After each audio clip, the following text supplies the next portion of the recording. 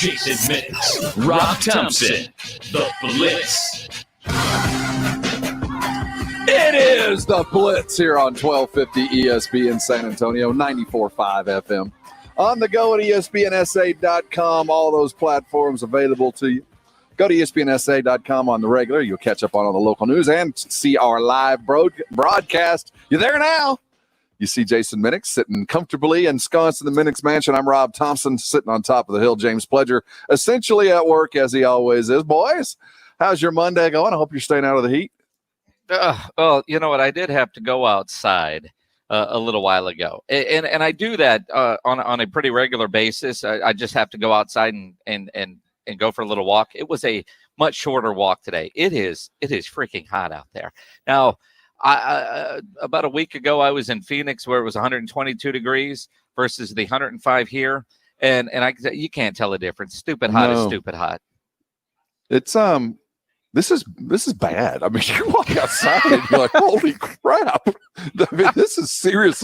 It is don't go out if you don't have to. The weather, we continue to bake. But they're thinking, 105 today? Maybe 107? I mean, we're talking about all-time kind of record stuff. Yes, sir. All the reason to stay comfortably ensconced in your office. That might be your kitchen table like I am. And we'll get you all the way through 7 o'clock. Today's been busy. The Longhorns made some news early on today. Adjusting as we head into the new normal, Jason. The Longhorns are adjusting appropriately, I think. Well, the players did a very good job of laying out something that they wanted to see change. And at the time we said, I think all of this is doable except the eyes of Texas. I don't know that UT changes that, and UT is not. It will still be the eyes of Texas. But they're going to rename the football field after a couple of Heisman Trophy winners. They're going to add in a statue, and they're going to donate a whole lot of money. The UT players got what they wanted, which is a testament to the power of athletes. They're discovering their power, and this is just the beginning. But a response from the University of Texas that I don't think is all that surprising. The eyes of Texas will certainly talk about its history and the lineage and the idea of keeping it, and what Texas, at least the administration, feels are the benefits of keeping it, using it as a teaching tool. But yes, congratulations, University of Texas, bowing to the will and moving forward. And we hope to, and we expect to see a whole lot more of that. Dan Dickau is going to join us at 4:30 as the bubble gets moving. Practices has begun. We'll have a talk with Dan Dickau, formerly of Gonzaga. You remember him, the shooter out of Gonzaga way back when. He's an NBA analyst. We'll get some insight into the league, inside of the bubble from Dan Dickau. I imagine he probably spent the weekend watching the TBT and thought, 5 years ago, this would have been me. I should have been there, because Dan Dickau is one of those guys that wins these kind of leagues. Great shooter from Gonzaga. We're going to talk some basketball with him here in about 30 minutes. So what Washington football team is going to get a new name as well. So what do we think? Is it Wizards? Wizards. Is it Warriors? I mean, we thought it was Warriors, but the good news is let's not bury the lead here. Huge news coming out of the NFL, and it's hard to really quantify, Jason, how important this move is, because this is literally, the Redskins are a pillar of the league. They're OG. This is something that's been around for 80 years, 100 years. 1933. So what? That's 77 years. So I mean, we're there, and it happened. Now, let's give them credit. They did do it. Little Danny Snyder finally turned the page on what is an embarrassing time that we'll look back on and go, we really let that go on that long? But he did it kicking and screaming. But the good news is he did do it. Now it's incumbent upon them to actually come with a proper name, Jason. And the leader out of the first turn there, the Warriors, not one I appreciated, but maybe that's one they're fighting for right now with some trademark issues. Well, and that's the crazy thing, is they announce a name change. They are going to retire the name Redskins and come up with a new one, but apparently there's some trademark issues because, there's some dude in Virginia that went and trademarked a gazillion different names, or it feels that way, that are potential. Now, we read last week that he already had Warriors trademarked, and so if that isn't going to be it, if you are thinking Red Tails, well, some guy went and trademarked that on July 5th. So I mean, this guy, opportunistic, this just straight up dumb of Dan Snyder to not have all those ducks in a row and spend a little money to trademark a variety of names that they thought they were going to consider. I saw where Ron Rivera did say there was going to be some sort of salute to the military as a part of it. And of course, all the different names that are being thrown out there and suggested certainly achieve that. But it was interesting because I was talking to a friend of mine earlier today who is a big Washington football fan. And coincidentally, he's also a big Atlanta Braves fan. And I said, he's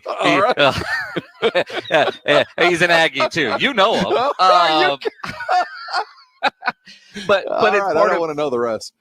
Growing up military, you know, that's areas where his dad was stationed and his family is from Georgia. I mean, but I asked him, I was like, are you good with it? And he was like, you know, I haven't worn stuff out for Washington in a while because I don't want to deal with it. He said, if it's Cowboy fan hate, sure, I can deal with that. But it's the other stuff. He's like, I don't know why it's taken so long. And he's like, I just can't wait to see what the new gear is because I'm about to go drop a couple $100 on new gear, which makes you wonder, why did Dan Snyder take this long? For a variety of reasons, but the amount of money that he is about to make with this new revenue stream. But talking to John, I'm like, dude, you're embarrassed as a fan to support your team, not because they suck, but because of that logo. So you're welcoming the change. And he was like, yeah.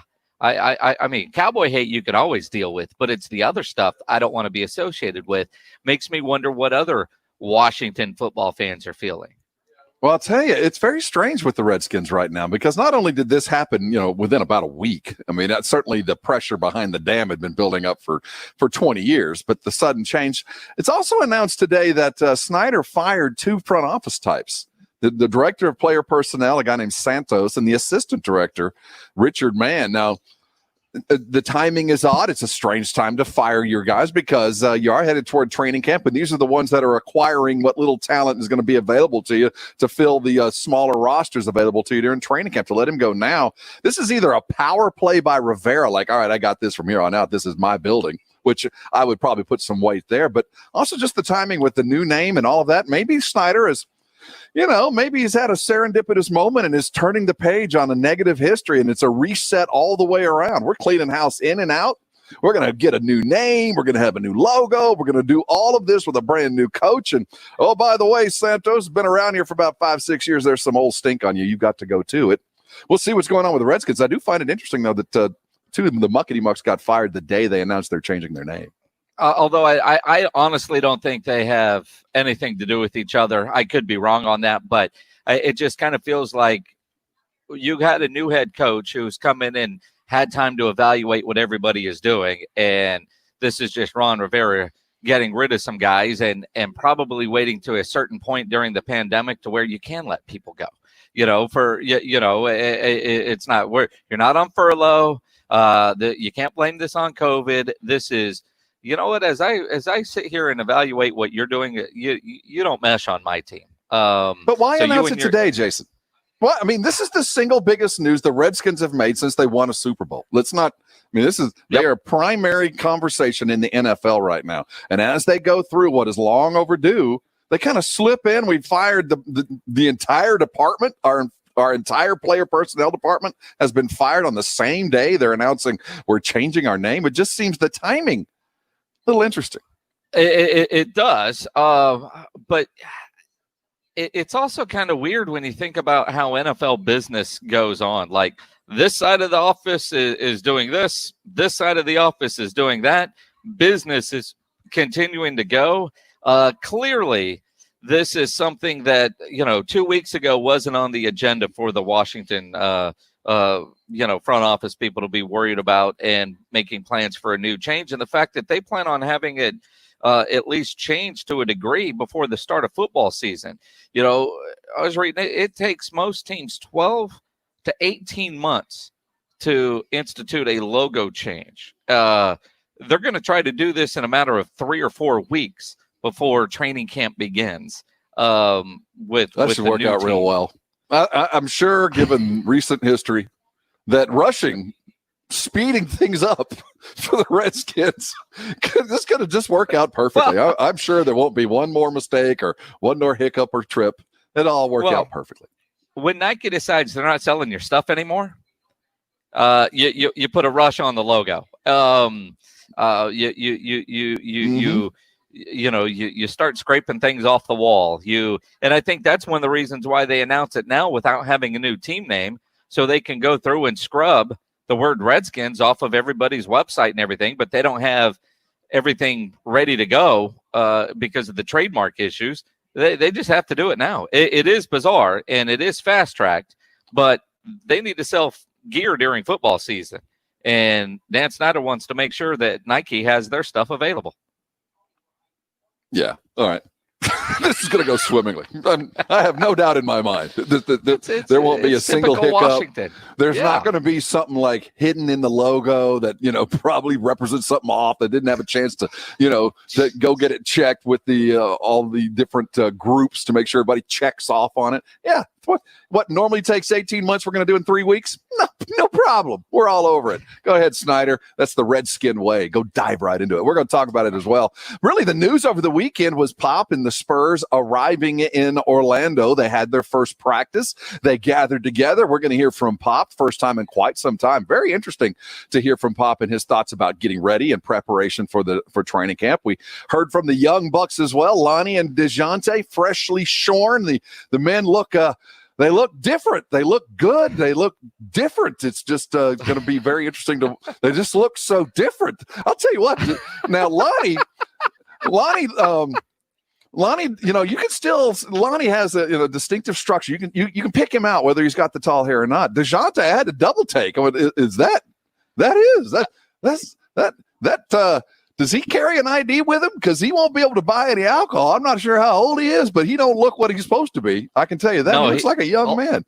All of a sudden, Dejounte looked like he was 15, 16. And again, when the games start, even with some of the guys that they brought along with them, you might want to have their roster pulled up on your app, because there's some of those guys you can't just look at and go, all right, that's so-and-so, that's so-and-so, that's so-and-so.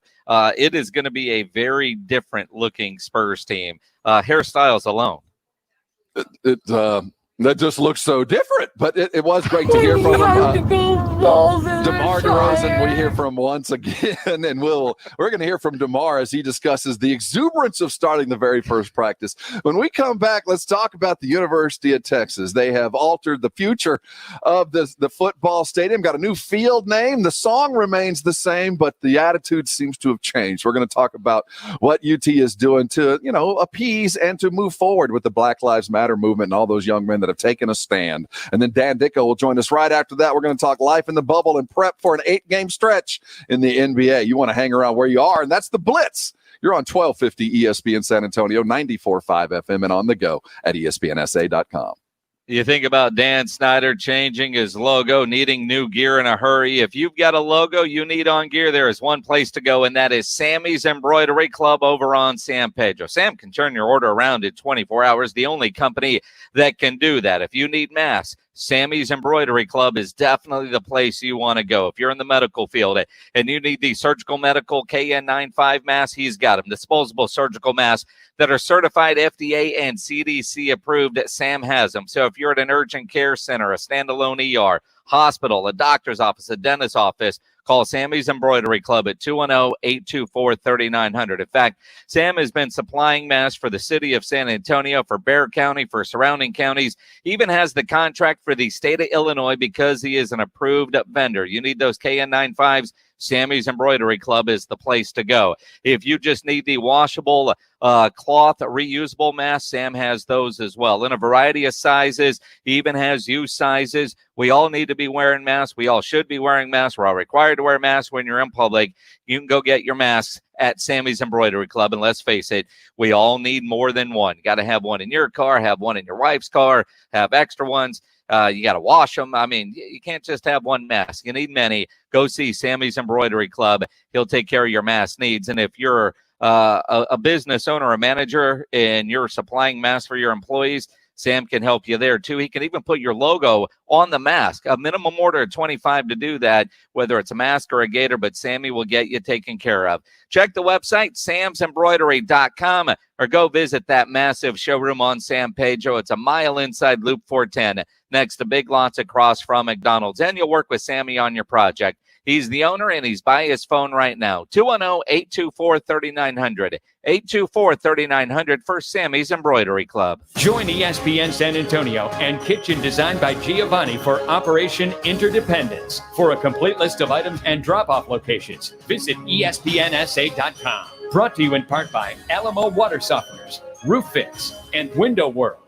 My name is Rochelle, a registered nurse for the past 25 years. I've struggled with back pain for many years and started exercising because I really wanted to feel better. I was eating right, but no matter what I did, I couldn't lose weight. My friends would lose weight, my husband would lose weight, but I was gaining weight. I was stuck and I was frustrated. I was doing everything right, but nothing changed. I felt tired and stressed at work. A friend told me about Dr. Torres and the Institute for Functional Health. After some testing, Dr. Torres uncovered that I had Hashimoto's autoimmune disease, which explained why I could not lose weight. I began his program and saw immediate results. I've now lost 25 pounds. My cholesterol dropped from 240 to 180 instantly. I sleep soundly and I've had more energy than I've had in years. Dr. Torres changed my life. We can visit with you over the phone and virtually. We work with your insurance company, and it costs you nothing to call and consult with us. I'm Dr. Torres at the Institute for Functional Health. Call me for a free consultation over the phone, 468-1891, 468-1891.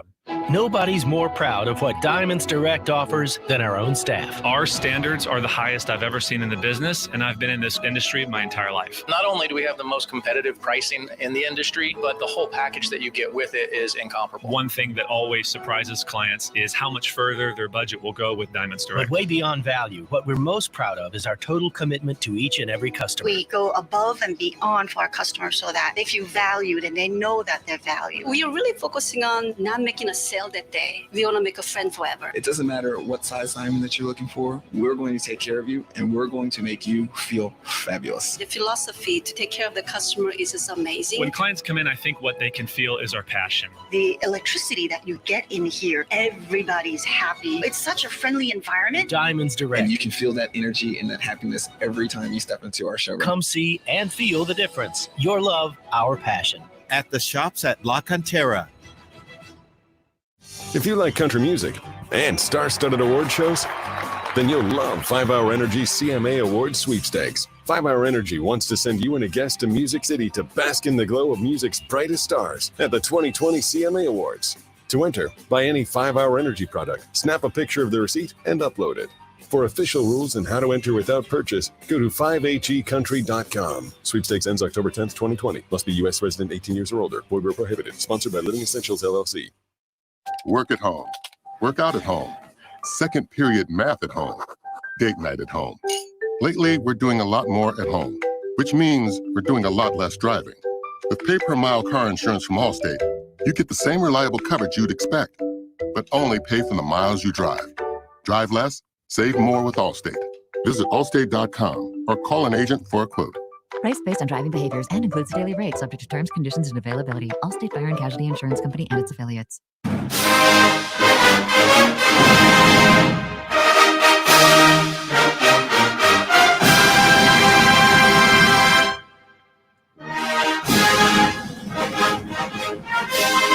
Hook 'em. I'm proud of that. Hook 'em. I'm just waiting on that. Welcome on to Blitz. You're on 1250 ESPN San Antonio, 94.5 FM. On the go at ESPNSA.com. Go check it out. Our live broadcast going right off our YouTube feed. Need to remind you, if you need an aggressive, experienced litigation attorney you can trust, call Jason Thompson. Since 1994, he's represented individuals and families in and around San Antonio to get the very most from their cases. Let him handle the insurance companies so you can focus on your family and friends. The number you need is 210-900-0400 or go to alawyer4us.com. There you heard it, the Eyes of Texas. That's not going anywhere. As the University of Texas, in response to the Black Lives Matter movement, those young men who have stood up for a cause that needed to be stood up for, well, We've had some comeback from the UT. They are changing the name of their field, Jason. There's a statue coming up. Buildings on campus are losing some old, outdated names. The University of Texas seems to have acquiesced, for the most part, to the requests of the young football and other athletes around the University of Texas campus. The interim president at UT, Jay Hartzell, sent out a letter today.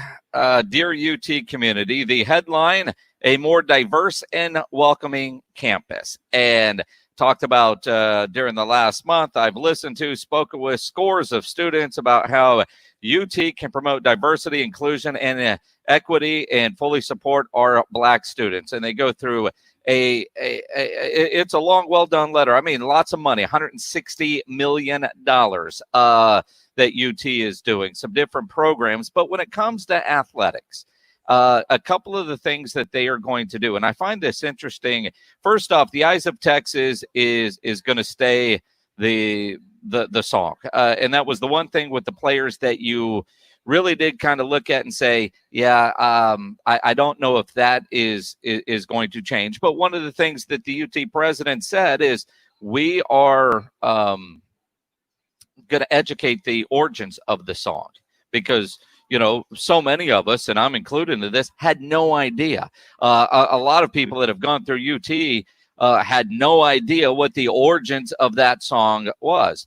But at the suggestion of the Jamil family, they're going to rename Joe Jamil Field after Earl Campbell and Ricky Williams, Heisman Trophy winners. I don't know what they're going to call it. Is it Campbell Williams Field? But also I think that's good. And then the fact that there hasn't been a statue of Julius Whitterter before now is shameful. But he is the first Black football letterman at UT. There will be a statue erected for him. So, do you think there's been at least one player who said, I'm not coming back as long as they're using that song? Is this enough? Well, for an individual player, maybe not. I think UT, I think, looking at this letter, and you can read the articles about it, or you can go to the UT website, president.utexas.edu, and he has it on there. What they say about the song, and let me go through the letter and find it. Quote, own, acknowledge, and teach about all aspects of the origins of the Eyes of Texas as we continue to sing it moving forward with a redefined vision that unites our community.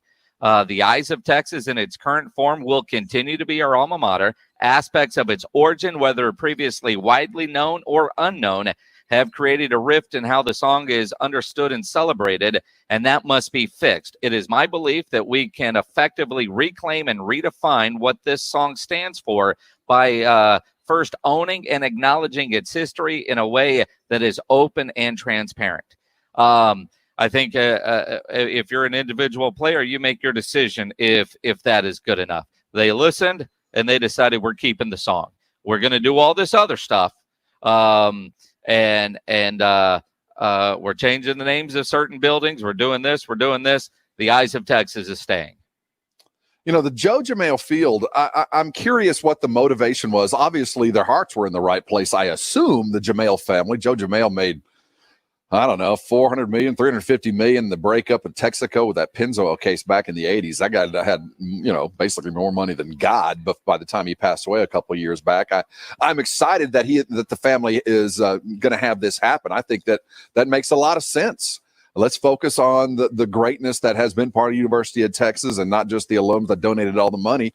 And I think the Campbell Williams field sounds pretty bright to me. It sounds like a Southern football field, that's for sure. Where does Auburn play? What's the name of their stadium? Is Jordan it Hare? what Jordan Hare? Campbell Williams? Campbell. It all comes together. Yeah, there's Doak Campbell, but the Jordan Hare, is that two folks or one? So Williams Campbell, why not? It sounds appropriate. I think that's a great move, and congratulations to the University of Texas. I'm sure discussions are going to continue, but they're doing it right. I mean, they heard, they listened, and they returned. Nobody's going to get 100% in negotiations, and the Eyes of Texas it can be scrubbed. That's something that you look at and go, that could be reclaimed. Let's reclaim it together. Let's understand the origins. Let's understand why it was early popular, and let's understand why it's popular now for an entirely different purpose. Let's move forward. At least that's my opinion. I'm eager to see what those that really have a vested interest believe. And again, I think for so many Longhorn alum and T-shirt fan, you don't know the history of the song. Does it change the way you hear it now?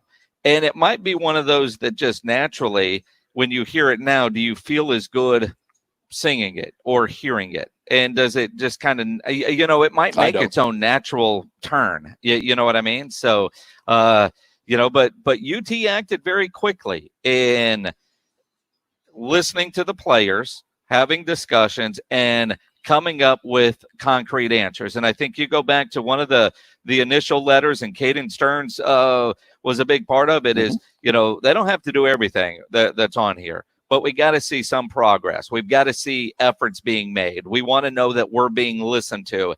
And I think with UT, they showed today that conversations were had, people did listen, and change is coming in certain areas except the song. My alma mater, Texas A&M, is headed toward discussions like this that need to be had. There are things that are, I think every university is on the clock, and congratulations to the University of Texas to making it such a quick move to fixing some errors, so to righting some wrongs. Long way to go, though. Long way to go. It went peacefully at University of Texas. It's not going to be that easy at a lot of southern campuses.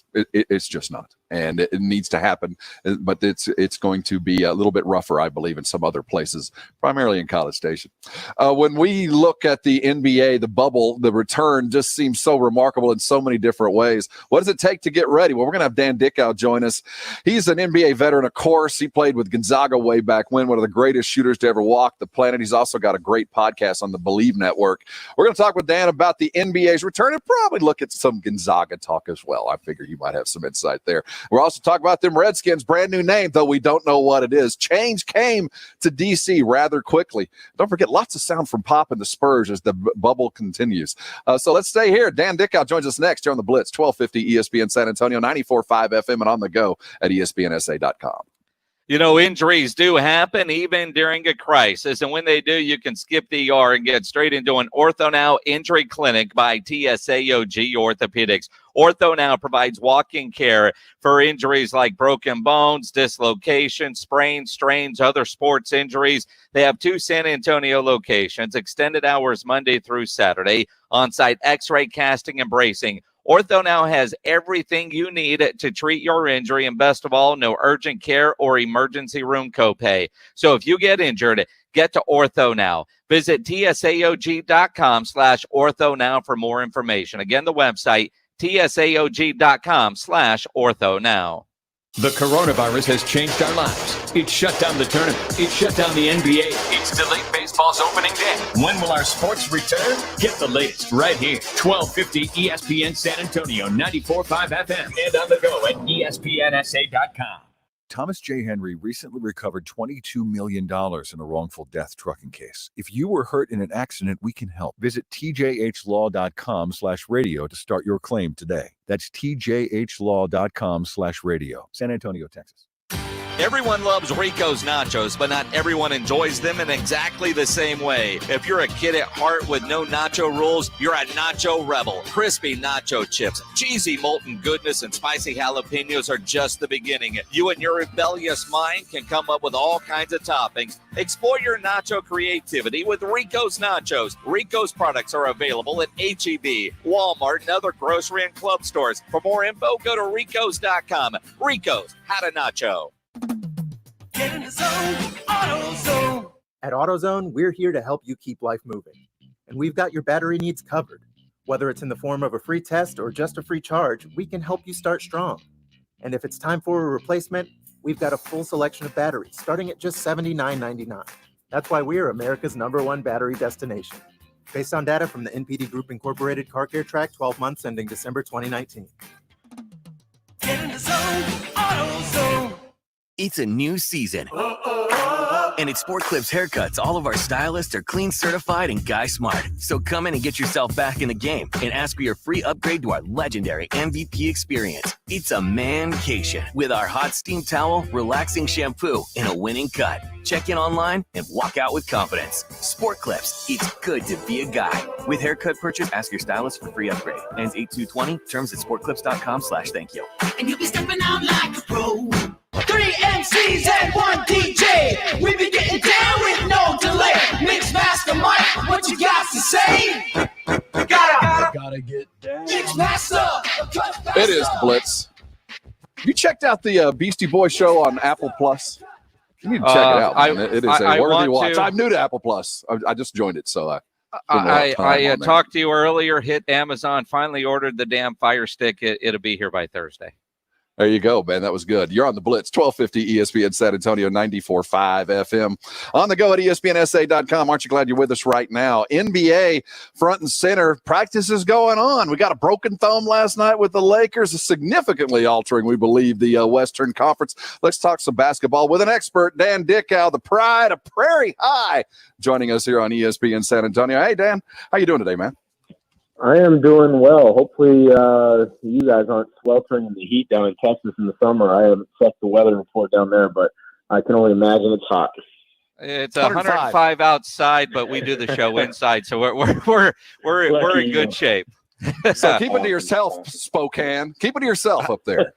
Yeah, it's about 80 degrees. It's perfect. I'm going to take my son and play night home. It's a brisk fall day for us, man. That's a brisk fall, late November day. Yeah. Here's the sad part. Dan, my wife is originally from just north of Seattle near Everett in Snohomish. And I know an 80 degree there up there, you're complaining that it's hot, which always cracks me up when I talk to the in-laws. But it's not Orlando. It's not in the bubble. If you were playing today, how would you handle as a player going inside the bubble? I'd be looking forward to it. I'd be excited for it. A chance to get back to what is normal or as close to normal for a professional athlete. And that's kind of, focus on the next practice, focus on the next game at hand. Now, obviously, going into this bubble, there's lots of things that have to happen. You got to pass your quarantine or your coronavirus test, and you got to abide by the rules. But I would have made sure that I was in as good of shape leading into this with whatever equipment and whatever facilities I had the capabilities of using. Now, I know everybody's, facilities will be different based upon where maybe they were spending their time during the quarantine and if they had access to a private home gym. Guys like LeBron and so forth probably have a much easier time staying in better shape than some of the younger guys who might still be living in apartments or things like that. But, at the end of the day, it comes down to, did you do as good a job as you could have staying in shape, knowing that the NBA was going to try to get back and finish the season with the playoffs in the capacity that they're doing. And so I think I would have liked to think that I would have done everything I could to be ready to go if I was ever placed in a situation like these guys are. He is Dan Dickow joining us in ESPN San Antonio, NBA analyst, got a great podcast on the Believe Network. The bubble getting going. Dan, I'm curious, at least for you, what's the most difficult thing to get back? Because certainly if you had access to a rim, you had access to a goal, certainly you had lots of shots coming up, but what's the most difficult thing to grab once you're actually playing with other guys? Well, I think it's just going to be, I don't want to say chemistry with other guys on your team, but I would say it would be the timing with offensive sets and the pace at which you want to play with a group, as well as in the defensive schemes, putting all those together quickly.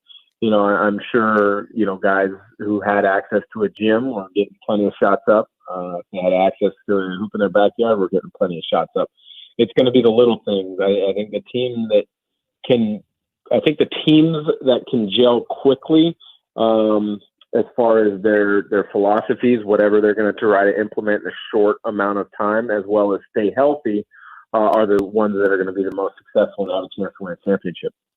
Now, Dan, as you know, obviously we focus more on the San Antonio Spurs. We're kind of hoping for 8 games and done. Don't screw up getting into the lottery. So, you know, you look at a team like the Spurs without a LaMarcus Aldridge, but you still have DeMar DeRozan going down there. If you're Greg Popovich, do you just focus on trying to get some good playing time for the younger players and use this like a middling bowl game during college football season as kind of a springboard to next year? Yeah, that's funny. I like the way you put that, a middling bowl game. I haven't heard it described in that way, but that does kind of make a lot of sense as an analogy.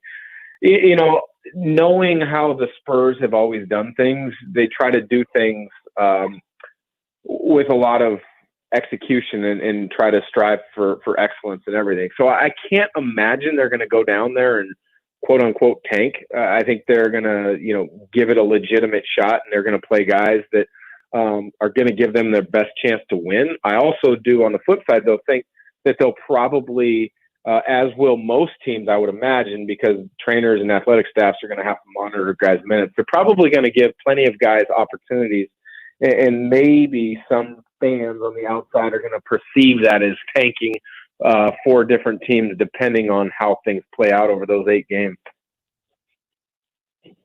Dan Dickau joining us here on the Blitz, talking NBA's return. You know, when you look at the Spurs and you look at those teams, and roughly, what do you figure, 5 are there just as placeholders, just to kind of hold up everything until the playoffs begin.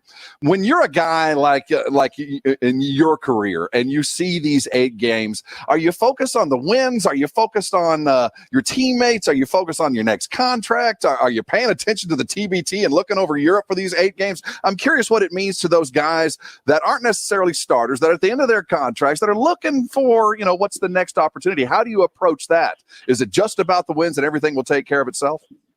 Well, that's one of the things that's going to be interesting to watch how it plays out. Obviously, some guys have opted out, and for the thought of, hey, I don't want to get hurt, or they're coming back from an injury. Other guys have opted out for family reasons. Maybe they've got a family member that is compromised and they don't want to, you know, be away for 3 months. But I think you're right in the fact that there will be some guys that are kind of looking over their shoulder trying to figure out what's next. But at the same time, you know, you go back to the comment I just made about the Spurs being an organization that's always strived for excellence. Most people can pick and choose and understand and know which of the organizations do things like the Spurs.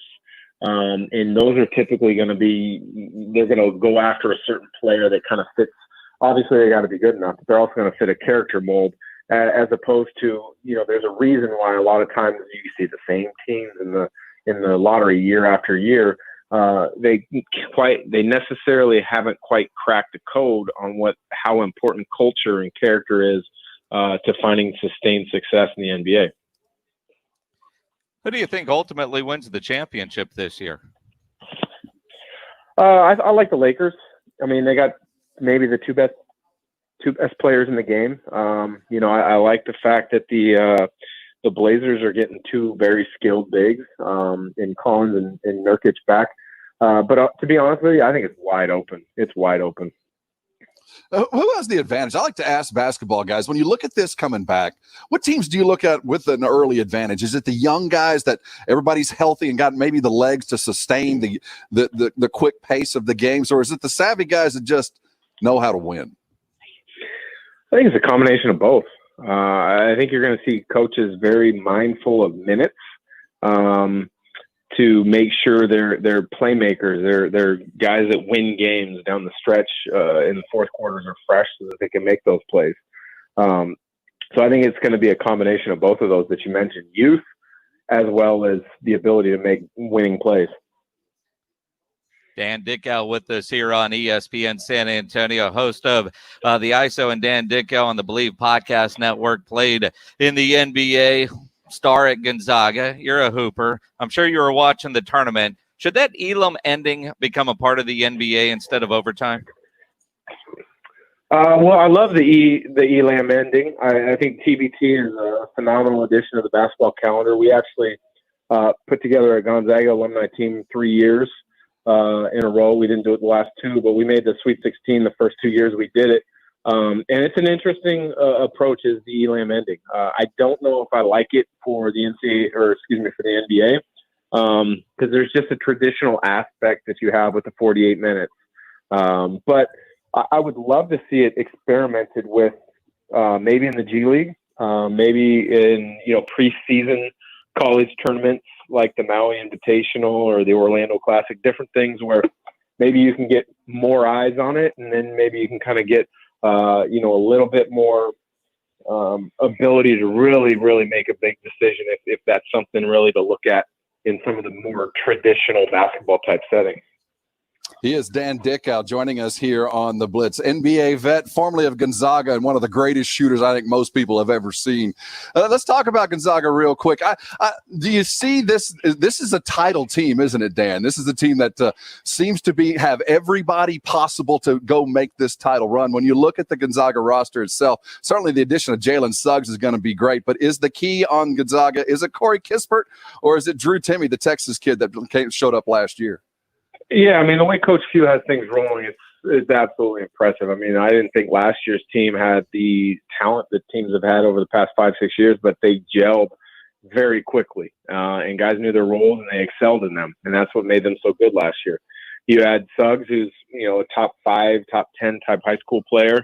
In addition to the guys that you mentioned, Kispert, which I expect him to come back instead of staying in the NBA draft, and Timme, who might have been the most efficient freshman in the country last year. I mean, Coach Few never ran plays for him, but he was always in the right spot. He made plays. He ducked in at the right time. He was great on the offensive glass. He became really good at the short roll on the mid pick and roll where he'd catch it and he'd make a quick decision, whether it's, he was guarded as a roller, he'd quickly get rid of it to an open shooter in the corners. Or if he caught it on the short roll, he's got such great hands and feet that he could catch in traffic and still finish if the defense was late. So, it's only a matter of time before Gonzaga breaks through and wins the national title. I do feel that way. Dan Dickau joining us here on the Blitz. Dan, thank you so much for taking some time today, man. We certainly appreciate your insight. Look forward to seeing you on screen and hearing you on air calling games as soon as possible. Dan Dickau right here on the Blitz. Take care of yourself, man. Stay safe. Absolutely. Thank you, guys, and glad to have the NBA back.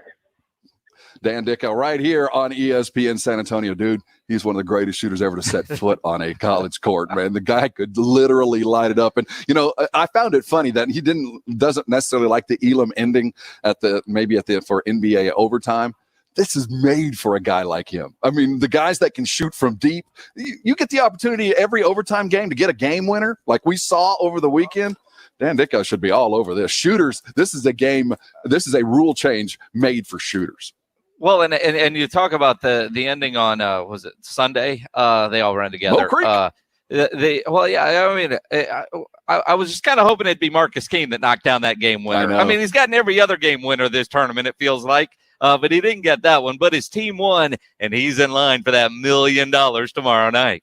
Sideline cancer progressed to the championship game, took down Overseas Elite. They won 4 of the last 5 of the last 6, whatever it was. And Marcus Keene was the spark plug on that team. If you missed it yesterday, you missed some high-end basketball. There's no question about it.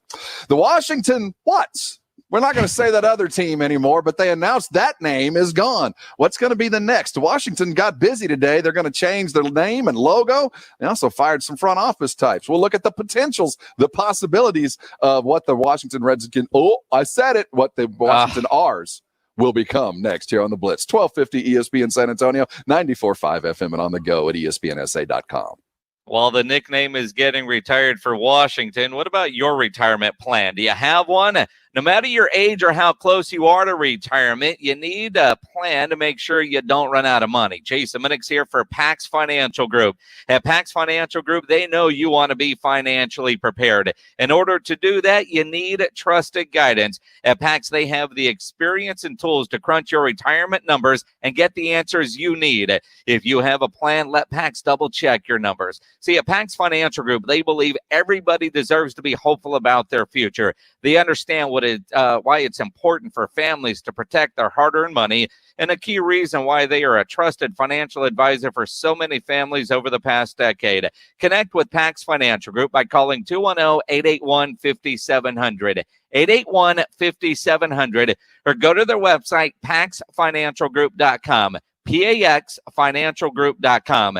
Investment advisory services offered by Pax Financial Group, LLC. Love the Blitz? Well, why not watch along and interact with the guys every weekday from 4 to 7? You can watch the show live every day at ESPNSA.com or on the ESPN San Antonio Facebook and YouTube pages. Just search ESPN San Antonio and subscribe. Jason Minix here for my friends at Alamo Water Softeners, a great locally owned company that loves supporting our community and the military. Alamo Water Softeners is a proud sponsor of Operation Interdependence. If you have items to donate to our troops, stop by Alamo Water Softeners on the corner of Thousand Oaks and Wetmore. They are the kind of company you want to do business with. Alamo Water Softeners, your all-in-one water solution. Remember the Alamo Water Softeners, 210-274-6122 or alamowatersofteners.com. O'Reilly Auto Parts has everything you need for summer car maintenance, and our professional parts people can help you find the best oil change supplies for your car. Get 5 quarts of Valvoline Max Life motor oil and a MicroGuard filter for $28.99, plus a $7 gift card after mail-in rebate. For your summer oil change, stop by O'Reilly Auto Parts. O'Reilly Auto Parts. There are people who say things aren't made here anymore. Those people should make a trip to Michigan or Kentucky or Illinois, where you'll find our workers and dealers and engineers and technicians building at the Ford Motor Company, the same way we have for over a century, in the same place, for the same reason. Built for America. And now a game of Commercial Chicken, brought to you by Progressive, where we see how long Flo can go without talking about insurance. Ready? Go. Oh, hi. Okay, guess we should talk about something. Kind of tough to be put on the spot. Not sure what to say. But I know what I'm definitely not talking about. Drivers who switch to Progressive can save big. Okay, you win. We can't help but save customers money. Progressive Casualty Insurance Company and Affiliates.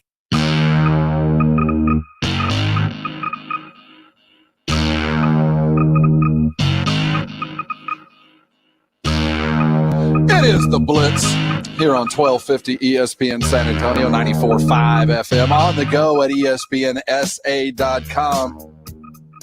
We're going to talk about Dak Prescott here in about 45 minutes. We'll get to it in a bit, but we're, the clock is ticking for the Dallas Cowboys and Dak Prescott. They got till Wednesday at, I believe it's 3 o'clock our time.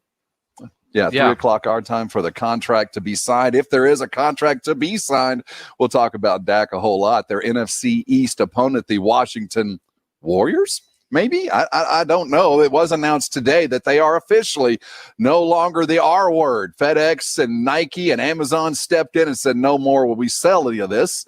And very quickly, Dan Snyder acquiesced. So the name is coming, though they didn't announce it today. They formed a special blue ribbon committee last week. Remember, they were going to do a thorough check, and you knew what they weren't going to be able to come back and say, Redskins were good. We checked. Everybody's fine with it. So we knew it was coming to an end. But we thought we had heard, Jason, earlier in the week that the Washington Warriors was a name that Dan Snyder had already trademarked, and, in preparation for the possibility of being dragged kicking and screaming to the point where he had to change his team. But now we're hearing they're not announcing anything because there's some trademark issues to be taken care of. It probably the Warriors, though. This might lend us to think it might be something else. Well, I think it might be something else because if you have Warriors already trademarked, you don't have issues. I look at Red Tails. It seems to be the very popular name. We've seen a lot of different dude in his basement coming up with ideas, of really cool looking uniforms. And if Red Tails is the popular choice among the fan base, not that Dan gives a crap what fans think. So if it's popular choice between, I don't know, Nike and Pepsi and FedEx, then, maybe he needs to look at that. You go Generals, you go Red Wolves, Red Hawks,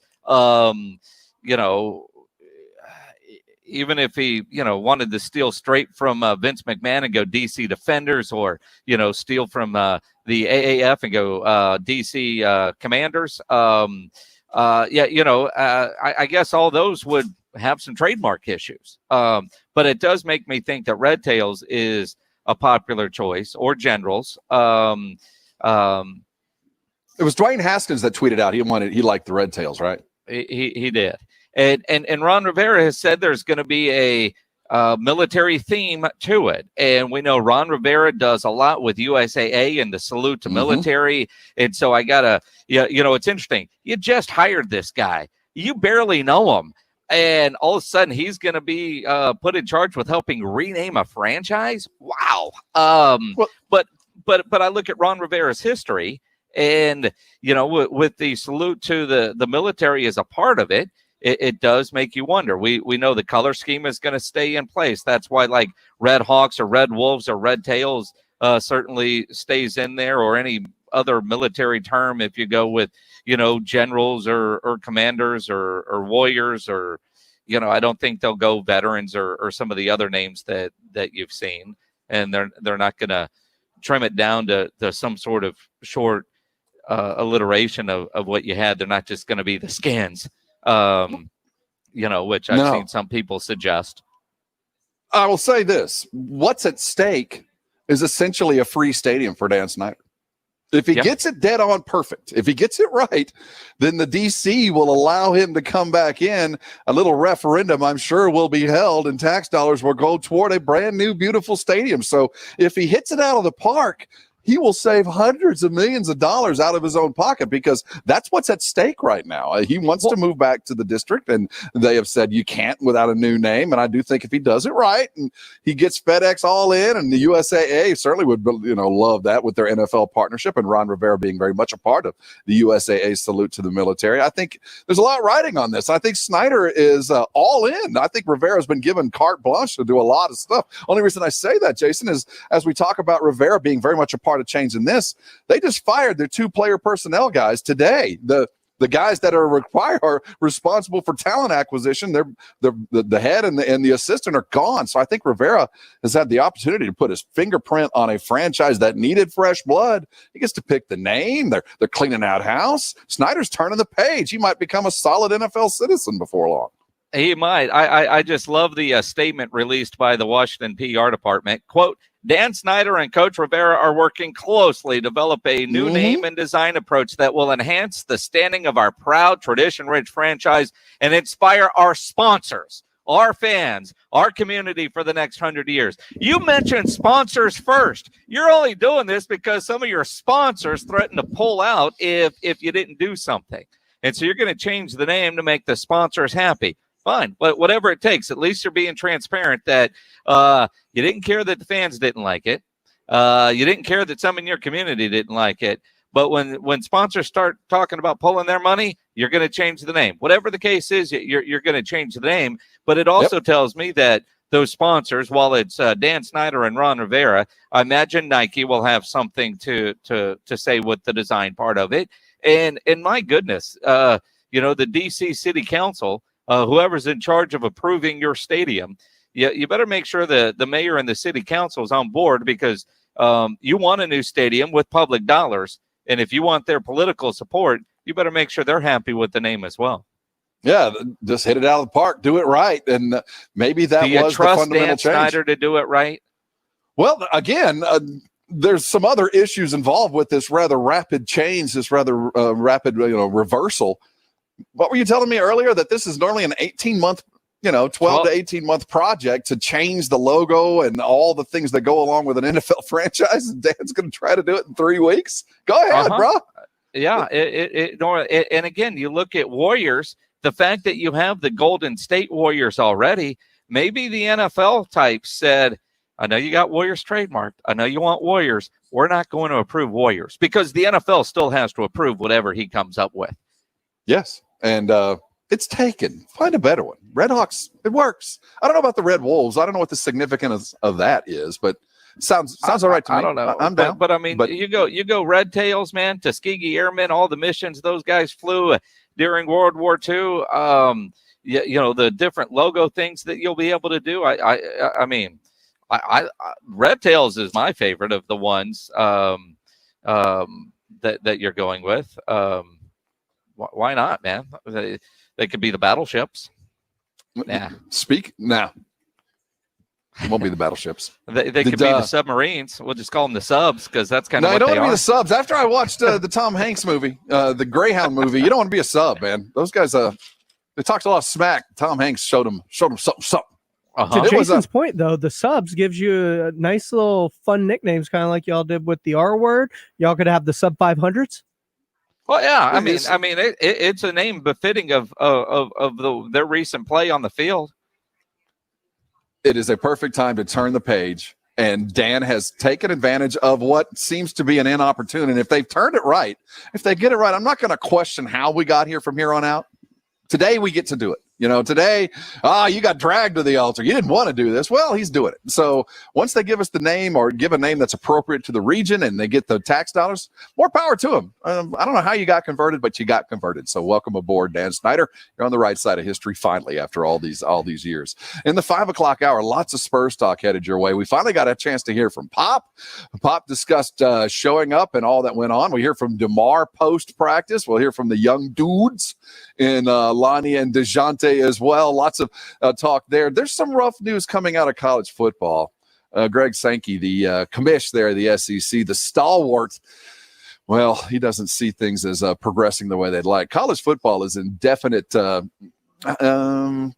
they're in trouble. Let's just put it this way. We had another conference postpone all events until the spring at the very least.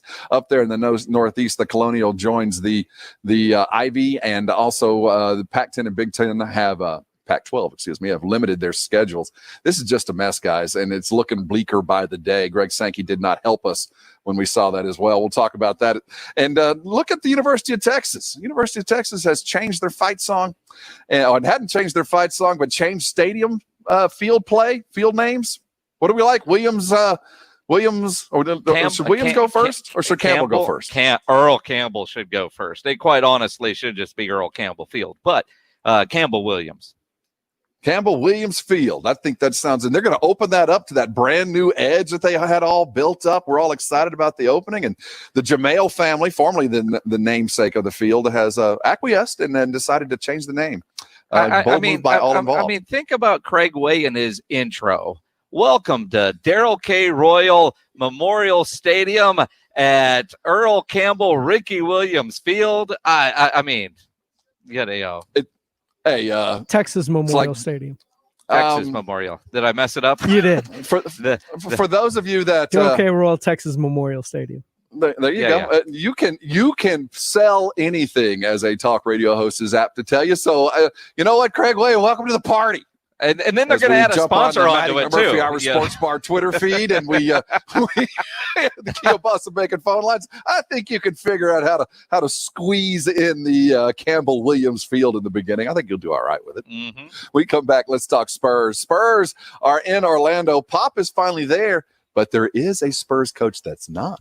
We'll talk about that as well. Hang around. You're on the Blitz, 1250 ESPN San Antonio, 94.5 FM, and on the go at ESPNSA.com. Injuries happen even during a crisis. When they do, skip the ER and get to the Ortho Now Injury Clinic by TSAOG Orthopedics. Ortho Now provides walk-in care for injuries like broken bones, sports injuries, dislocations, and sprains and strains. With 2 locations, they have extended hours Monday through Saturday, on-site x-ray, casting, and bracing. Ortho Now has everything you need to treat your injury with no urgent care or emergency room copay. Injured? Get to Ortho Now. Visit TSAOG.com/Ortho Now for more information. Guys love shopping at Diamonds Direct because they can always get a bigger, better diamond for less. We got a higher quality diamond for less money than we've looked at any other stores that we went to. I even shopped down in Mexico, thinking maybe down in the Caribbean it would be better off, and nothing could beat what I found here. The value and the deal that you can get by cutting out the middleman. You're certainly getting quality and price, which you don't find elsewhere. But beyond the value, what guys really love about Diamonds Direct is they make it easy with transparency, education, guidance, and respect for you and your budget. What I thought was going to be a stressful situation ended up being completely pleasant, enjoyable process from beginning to end. For all the dudes out there, buying jewelry is difficult and stressful. Diamonds Direct eliminates all that. If you're looking for 0 zero hassle, zero high-pressure sales techniques, Diamonds Direct is the place to go. Discover a truly guy-friendly jewelry shopping I experience. guarantee you that once you walk in these stores, you're not going to go anywhere else. Diamonds Direct, your love, our passion. At the shops at La Cantera. Get in the zone, AutoZone. At AutoZone, we're here to help you keep life moving. And we've got your battery needs covered. Whether it's in the form of a free test or just a free charge, we can help you start strong. And if it's time for a replacement, we've got a full selection of batteries starting at just $79.99. That's why we're America's #1 battery destination. Based on data from the NPD Group Incorporated Car Care Track, 12 months ending December 2019. Get in the zone, AutoZone. Capital One knows life doesn't alert you about your credit card. Hey, couch surfers, we've got nonstop tunes to keep you rocking while you work. Oh, and Colleen, yes, you Colleen with a K. Your free trial of Movie Plus ends tomorrow, and your card may be charged. Do you want to continue or cancel? So meet Eno, the Capital One assistant. Eno looks out for surprise charges, like when free trials expire, and helps if you need to fix them. Eno, another way Capital One is watching out for your money when you're not. Capital One, what's in your wallet? Limitations apply. KZDC San Antonio. Hi, this is Lyle Collins of the Dallas Cowboys, and you're listening to 1250 ESPN San Antonio and 94.5 FM. Where the pros play. Jason Minix, Rob Thompson, The Blitz. It is the Blitz. We're on 1250 ESPN San Antonio. 94.5 FM on the go at ESPNSA.com. Before you tell Jenkins to turn out the lights when he leaves, get on out of there. We'll get you all the way home. It's only 125 degrees outside, so put on your shades, get in your car, or head over to the couch, crack a beer. We got 2 hours of fun headed your way. We're talking Spurs to start things out this hour. We'll look at Dak Prescott and the imminent contract we think or hope or maybe not coming up very soon after. But first of all, Jason, when we look at the San Antonio Spurs getting there, early on there was the question whether Pop would even want to go do this. 8 games, really? And then there was the possibility that he might not be able to go even if he wanted to. He's 71. There are certain medical things that you need to deal with when you're talking about COVID, but he did that. And and it was certainly no surprise that Pop went, but maybe it was a closer to no than we thought. Well, I mean, the way he put it when he talked to the media on Saturday for the first time in 4 months. From an intellectual point of view and a medical point of view, I would have to say not probably, but I am safer here. If this bubble works, I'm safer here than I would be in Texas. If the bubble works, he is safer inside of that bubble than maybe in the great state of Texas as we sit here today. But he did say he did have some reservations about going to Orlando. If you're a thinking person, you're going to look at all sides of the situation, and especially being 71 years old, I thought, is this where I want to spend a lot of my time doing this under these circumstances? Like the last couple of days, I thought I was going through my dually year training camp at the academy. But 2 days, anybody can do that. So now we're sort of free in the sense that we can leave our rooms. So that's a good deal. So yeah, it went through my mind. Do I really want to do this? Is it safe? But I talked to a lot of people. I talked to Adam, and you find out pretty quickly what he and his staff of many have gone through to put this thing together. And I honestly do believe it's not just being a loyal soldier of the NBA. I've done my share of criticizing here and there when I thought it was necessary, but I don't know where else you would be as safe as we are right now. They can't spoil us here as much as they usually do. Before COVID, we were pretty spoiled in all kinds of ways. So we're not as spoiled now, but it's good for all of us. Sure. I'm not surprised at all that he's there. I appreciate that he certainly understands it all. But this is the idea of the amount of money that the NBA has spent. And he brought up when he says Adam, he's talking about Commissioner Silver, the investment. There's so much riding on this, Jason. The NBA is now front and center on what is the absolute best way to play an athletic event. Because not only are they trying to form the bubble, they're doing it in the midst of the worst breakout in the history of the world with this coronavirus. Literally, they are in the hottest of hot spots in Florida. And so much is contingent on that. Pop had to question it. I mean, lots of questions before you get on that plane thinking, it should work. It might work. It better work, but there's still no guarantee that it will work. And Pop, he went full speed. Now, my second point of this is there is no Tim Duncan there. We had not talked about this, but Tim is not in the bubble. It is interesting and maybe a little surprising that Tim isn't there. I mean, you figure isolation is, if there is one man on this planet who lacks the idea of quarantine and isolation, it is Tim Duncan. I am a little surprised he isn't there. But I know he won't be there. He just ain't there now.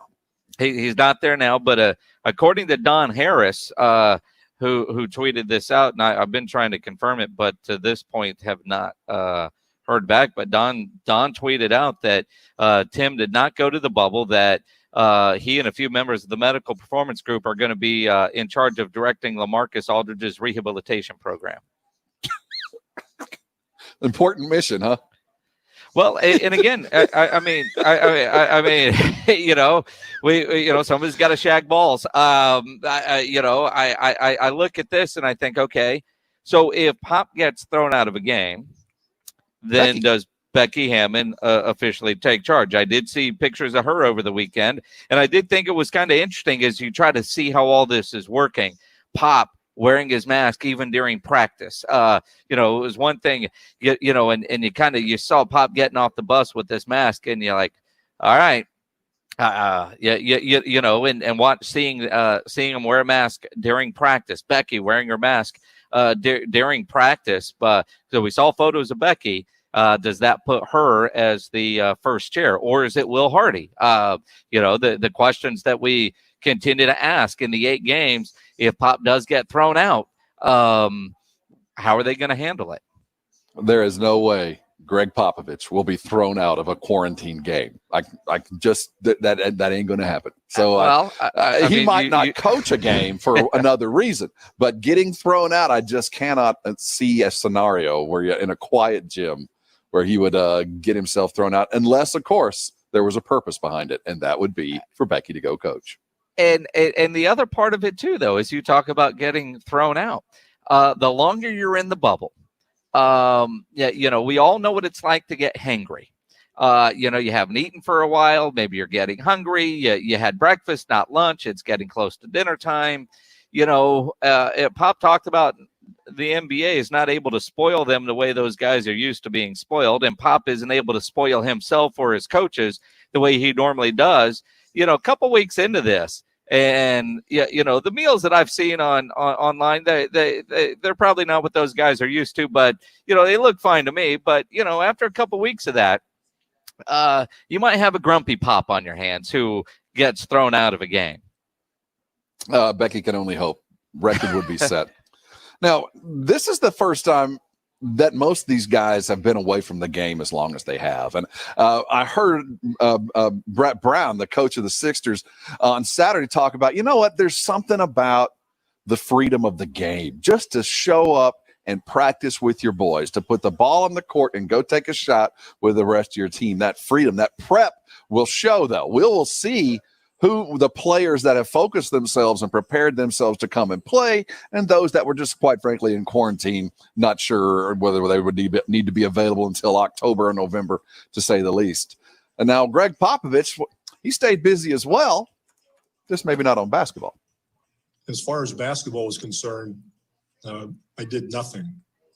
I didn't watch one film, look at one play, look at one stat. It's basketball, as I've said many times before. You pick that up very quickly, like riding a bicycle. So I didn't see much reason to do something for no gain. My time was more spent with family, like a lot of you probably reading, thinking about where we are, looking at our country, figuring out where we might go as a country. All the thoughts that became even more pronounced because of the virus and because of the situations where we had a lot of time to think or to be alone or to change course in our lives. So that's where my time was spent. We talked to the players, we did our Zooms and tried to stay in touch that way. But as far as basketball is concerned, it was quite unimportant. I believe him, to a degree. Now, that doesn't mean he didn't give his staff some marching orders, but he himself, I believe him when he says that. We talking about practice. We talking about practice. I can just pick this up. It's like riding a bike. Coach, there's other coaches out there like, dude, you're killing us. We're trying to get all these guys to work and study film, and you're the greatest coach of his era, maybe the greatest coach of NBA history is going, nah, I didn't do a damn thing. Well, I didn't do a thing. I'm a coach, man. It'll pick up. I'll start coaching when I show up in Orlando. Yeah, it's interesting because I mean, he says he didn't watch film and all that. And maybe for this year's team, I'm sure that Brian Wright and RC were looking at draft prospects. He was probably a part of that. But also, it did make me wonder: was he thinking somewhere along the way that if they did restart this, we're not getting invited because we're not a playoff team? Oh, absolutely, Jason. We talk about the 4 months of nothing. Well, for 3 of them, the Spurs had no business going. They were way out of the 8th place. There was no need to even begin that. He didn't figure in the Zion effect. He didn't figure in that the country and the league wanted Zion to play, and they couldn't justify just bringing him. So they had to bring on, all right, hey, Wizards, you guys free? Why don't y'all come down here and play? Sacramento, don't pack them bags yet. Phoenix, get busy, bro. No, I think that Pop didn't have any expectation that they would. But, while this has probably been the longest hiatus he's ever had from the NBA, next year still there's a lot of things coming around the corner. The way the league's going to be adjusted. We have the Olympics that as of today are still scheduled. I wonder how much Pop was doing with Team USA. In that respect, I do spend time.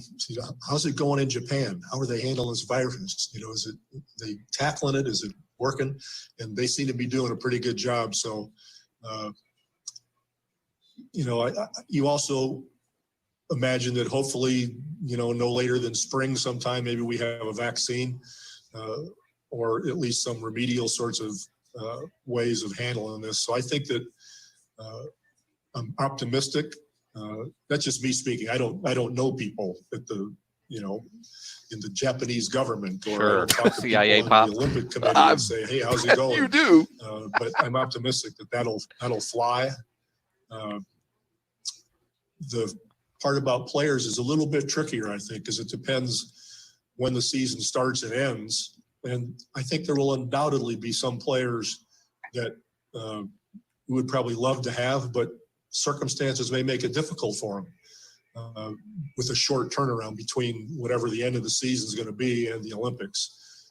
Like you said, you can't foresee people's family situations and what might be good for them. So we'd like to have all the players that we want. But I think to have every single one that we want, we'd have to be very fortunate in reality. And what I find interesting when you hear that, and the 30 minutes that Greg Popovich offered up on Saturday afternoon, a good part of the bulk of the questions were more about social justice, how his thoughts, what he was addressing with his team. When they finally did get to practice, he spent the first hour talking about issues, and one of the things he did talk about with resuming the season was a great way to use the platform. There was not a single question asked of him about his basketball team or expectations during these 8 games. Well, what's the question though? We know where he is. This is the chances of a playoff run are contingent on, quite frankly, tragedy. or positive tests. If all things are equal, the Spurs are playing 8 games. So what do you ask a guy? You got 8 games to figure out where this franchise will be. And one of the key components of where the franchise will be, whether he's a part of the team or traded away to add other parts, LaMarcus ain't even here. So what do you ask a coach that, quite frankly, has, as you said many times, is coaching the Cheribundi Magic Bowl in Barbados or wherever it might be? That you got something to do, and there's a goals to be set, but quite frankly, playoffs ain't even on the list. So what do you ask? Coach, what are you going to do? I'm playing young guys, but we're going to try to win. Wink, wink, nod, nod. So I understand where he sits. This is a difficult proposition to take on, but I appreciate the fact that Jason, he separated himself from the game. He went away from it for 4 months, and as the game picks back up for a short spurt, I imagine he's pretty invigorated about it. And we're going to have sound that came to us on Saturday as well with DeMar DeRozan and Lonnie spoke and Dejounte as well. And we'll hear from what Pop did in preparation for the very first practice from them. So lots of interesting stuff to talk about with Greg Popovich and the Spurs as they begin their bubble run. But when we come back, while basketball's full steam ahead, college football might be in trouble. We heard from the commissioner of the SEC on Saturday regarding the future prospects for just the SEC. We had news today that the Colonial Athletic Conference has suspended all fall sports, and also a historically black college has suspended all their sports as well. Cancellations and postponements abound where we see college football. We'll hear from the SEC commissioner next as we look forward to it. Right here on the Blitz, 1250 ESPN San Antonio, 94.5 FM, and on the go at ESPNSA.com. Kia Bossa breakfast links are now available at HEB stores throughout the San Antonio area. So you want to take your breakfast to the next level, get those Kia Bossa breakfast links. Like the dinner sausage you already know and love, these links are crafted in small 150-pound batches with only premium cuts of pork and hand-blended spices. They're bursting with flavor, and they come fully cooked, so you can pop them in the microwave for an easy breakfast on the go. If you're on one of those no-carb diets, Kia Bossa breakfast links are perfect, and they're uniquely Kia Bossa, and they live up to Kia Bossa's high standards of quality. If they're not the best breakfast sausage you've ever tasted, call Michael Kia Bossa. He'll give you your money back. So get into HEB. Get some Kia Bossa breakfast links today. We're number 1 on Kate Upton's presets. Okay, we probably are. But how awesome would that be? Yes, I was. Hi, Kate. San Antonio sports leader. 1250 ESPN San Antonio and 94.5 FM. All day, every day. Northeast Independent School District is now hiring and training school bus drivers. Whether you're looking for a new job, you're a retiree, or you're retired military, come help drive students to succeed and apply at Northeast ISD Transportation today. No experience is necessary, and you will get paid while earning your CDL and learning how to drive a school bus. The Northeast ISD Transportation Department is ranked as one of the top 100 school bus fleets in America, and our drivers receive exceptional pay and benefits, including health, dental, vision, and retirement. If you're looking for work, if you're retired from the military, or you simply want to make a difference in our community, apply now with the Northeast ISD Transportation Department. Join our team and discover Northeast ISD by calling 210-356-9229. That's 210-356-9229. Or you can text Drive Bus 797979. That's text Drive Bus to 797979. At Thomas J. Henry, our sole focus, day in and day out, for every case and every trial, is to help injured clients rebuild their lives after an accident. For more information or to start your claim today, visit tjhlaw.com/radio. That's tjhlaw.com/radio. San Antonio, Texas. Blake Stevens with San Antonio-based GPS of Texas. If you have commercial vehicles on the road, you're a target for personal injury lawyers. I mean, you're wearing a bullseye. Our system can protect you if there is an accident with proof of speed, video monitoring, even proof that your driver wasn't on his phone. Don't get hammered. Have real proof that you weren't at fault by installing our GPS camera tracking system. Call GPS of Texas at 444 210-587-7634 or gpsoftexas.com. Your source to local news in San Antonio begins with the San Antonio Express News. We've collected, written, and shown the stories that matter most to San Antonio. Look no further than the Express News to continue to provide information and strength to the community. Everyday news stories are spoken, providing hope and inspiration. The Express News is committed to providing timely and accurate reporting to help make a difference in the community we live in. Support local. We are San Antonio. We are the Express News. Come read us today at expressnews.com. O'Reilly. This is Derek's O'Reilly Auto Parts story. After the third time jump-starting my car, I finally realized my battery was dying. So I stopped by O'Reilly to have it checked. They tested it right there in the parking lot. It was bad, real bad. But they helped me find the right battery for my car and even installed it for free. Now my car starts like new. O'Reilly Auto Parts. Hello? Hi, I'm calling on behalf of the Mice Nest. Mice nest? Yes, Mice Nest. It's a nest of mice. They finished chewing through your RV wiring, so the fire should start soon. Can we cancel that? Oh, sorry. Once scheduled, they can't really stop because they're mice. A nest of them. RV owners can't schedule when things go wrong on the road. That's why there's Progressive, a leader in RV insurance. Oh, and if you could stay on the line for a quick survey. Progressive Casualty Insurance Company and Affiliates.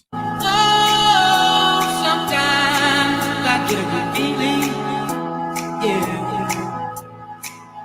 Get a feeling that I never had before. I get a good feeling. It is the Blitz. They're on 1250 ESPN San Antonio, 94.5 FM on the go at ESPNSA.com. He's Jason Minix. I'm Rob Thompson. The Blitz brought to you by the Thompson Law Firm. An experienced personal injury attorney is one phone call away. If you're dealing with an insurance company and you do not have an attorney, you will not get the maximum amount of money owed to you. Call 210-900-0400. Jason Thompson, a lawyerforus.com. So as we try to figure out how college football will be played, of all the sports, because it is so disparate, because there is no singular board or commissioner, lots of individuals and lots of conferences and schools have to make their own decisions whether they're going to be able to financially play, or even, we're not even talking about the health side of this. We're seeing more and more cancellations. The Colonial has canceled. The Ivy League is done. We know that non-conference games will not be played by the Big Ten and the Pac-12. The expectation is the ACC feels the very same way. The SEC has continued to be, Jason, pretty optimistic. I mean, they've all of the commissioners, while they have certainly talked about the possibilities, they've always kind of been, we're going to do what we can when we can, and we're going to move forward. But with news continuing to break regarding other conferences quitting, knowing that non-conference games are just about all but done, Commissioner Sankey just does not look at this season with optimism at all. Well, and again, on Saturday morning, he was on the Marty and McGee show, early Saturday morning show, and they asked him, where is your concern level when it comes to having football this fall? High to very high. I look at the numbers every day, and the important issue is not just numbers, it is trying to understand and comprehend, and that's where literally you want experts moving you away from the scroll or the titles at the bottom of a TV screen or the interviews of this expert or that, find people. And we put a medical advisory group together in early April with the question of, what do we have to do to get back to activity? And they've been a big part of the conversation. But the direct reality is not good. And I think if you look at all the numbers right now, he's 100% right. It doesn't look good right now. The SEC athletic directors all had a meeting today, and they're not going to make any decisions until late July. And the one thing that he probably wanted to say at the end of this is, if you want football in the fall, wear a mask. It's interesting when you hear all of these athletic directors and commissioners, they try not to get political because wearing a mask has all of a sudden become a political thing. But you are getting to that desperate point of, if you want football season, we all have to do our part. If you go back to the way things were looking in May, it looked like we were going to have football just fine. As it sits here right now, by eliminating conference games and basically with the exception of few conference games in September, most of the season will automatically kick back a month because, most have 2 or 3 non-conference games in September. And maybe that buys a little bit of time, but the SEC doesn't want to make that decision. You see some of these smaller conferences, like what you just mentioned, Rob, already announcing the postponements. That's more financial based than anything else. The conferences, the smaller conferences without the massive budgets, they almost can't afford to have football without conference games. If you look at UTSA and their first game against LSU, they're going to get over $1 million to go down to Baton Rouge and get their ass kicked, right? That game doesn't happen. What does that do for UTSA's financial projections? And I know a part of it's a gate. If there's limited fans or no fans, I don't know if that's guaranteed payout or a percentage of the gate based on a sellout, how some of that works. But for the smaller schools with smaller budgets, it's going to be damn near impossible to have football, which is why you see them canceling football in the fall, talking about moving it to the spring if things get better. For the bigger conferences, I think you can still come up with a way to play. The National Junior Conference Athletic Association has announced that they are postponing all things in the fall toward the spring. So junior colleges aren't going to be playing any football. It just feels like with every passing day with more and more cover that if we do have it, it's going to be very few conferences and very, very regionalized. We have a couple of weeks to wait. Certainly, hope springs eternal, but my great concern here is football will be played and major football will come back. But as we continue to stress those middle schools, those mid majors that rely on the money for these sacrifice games, these cupcake games that start at the beginning of the season.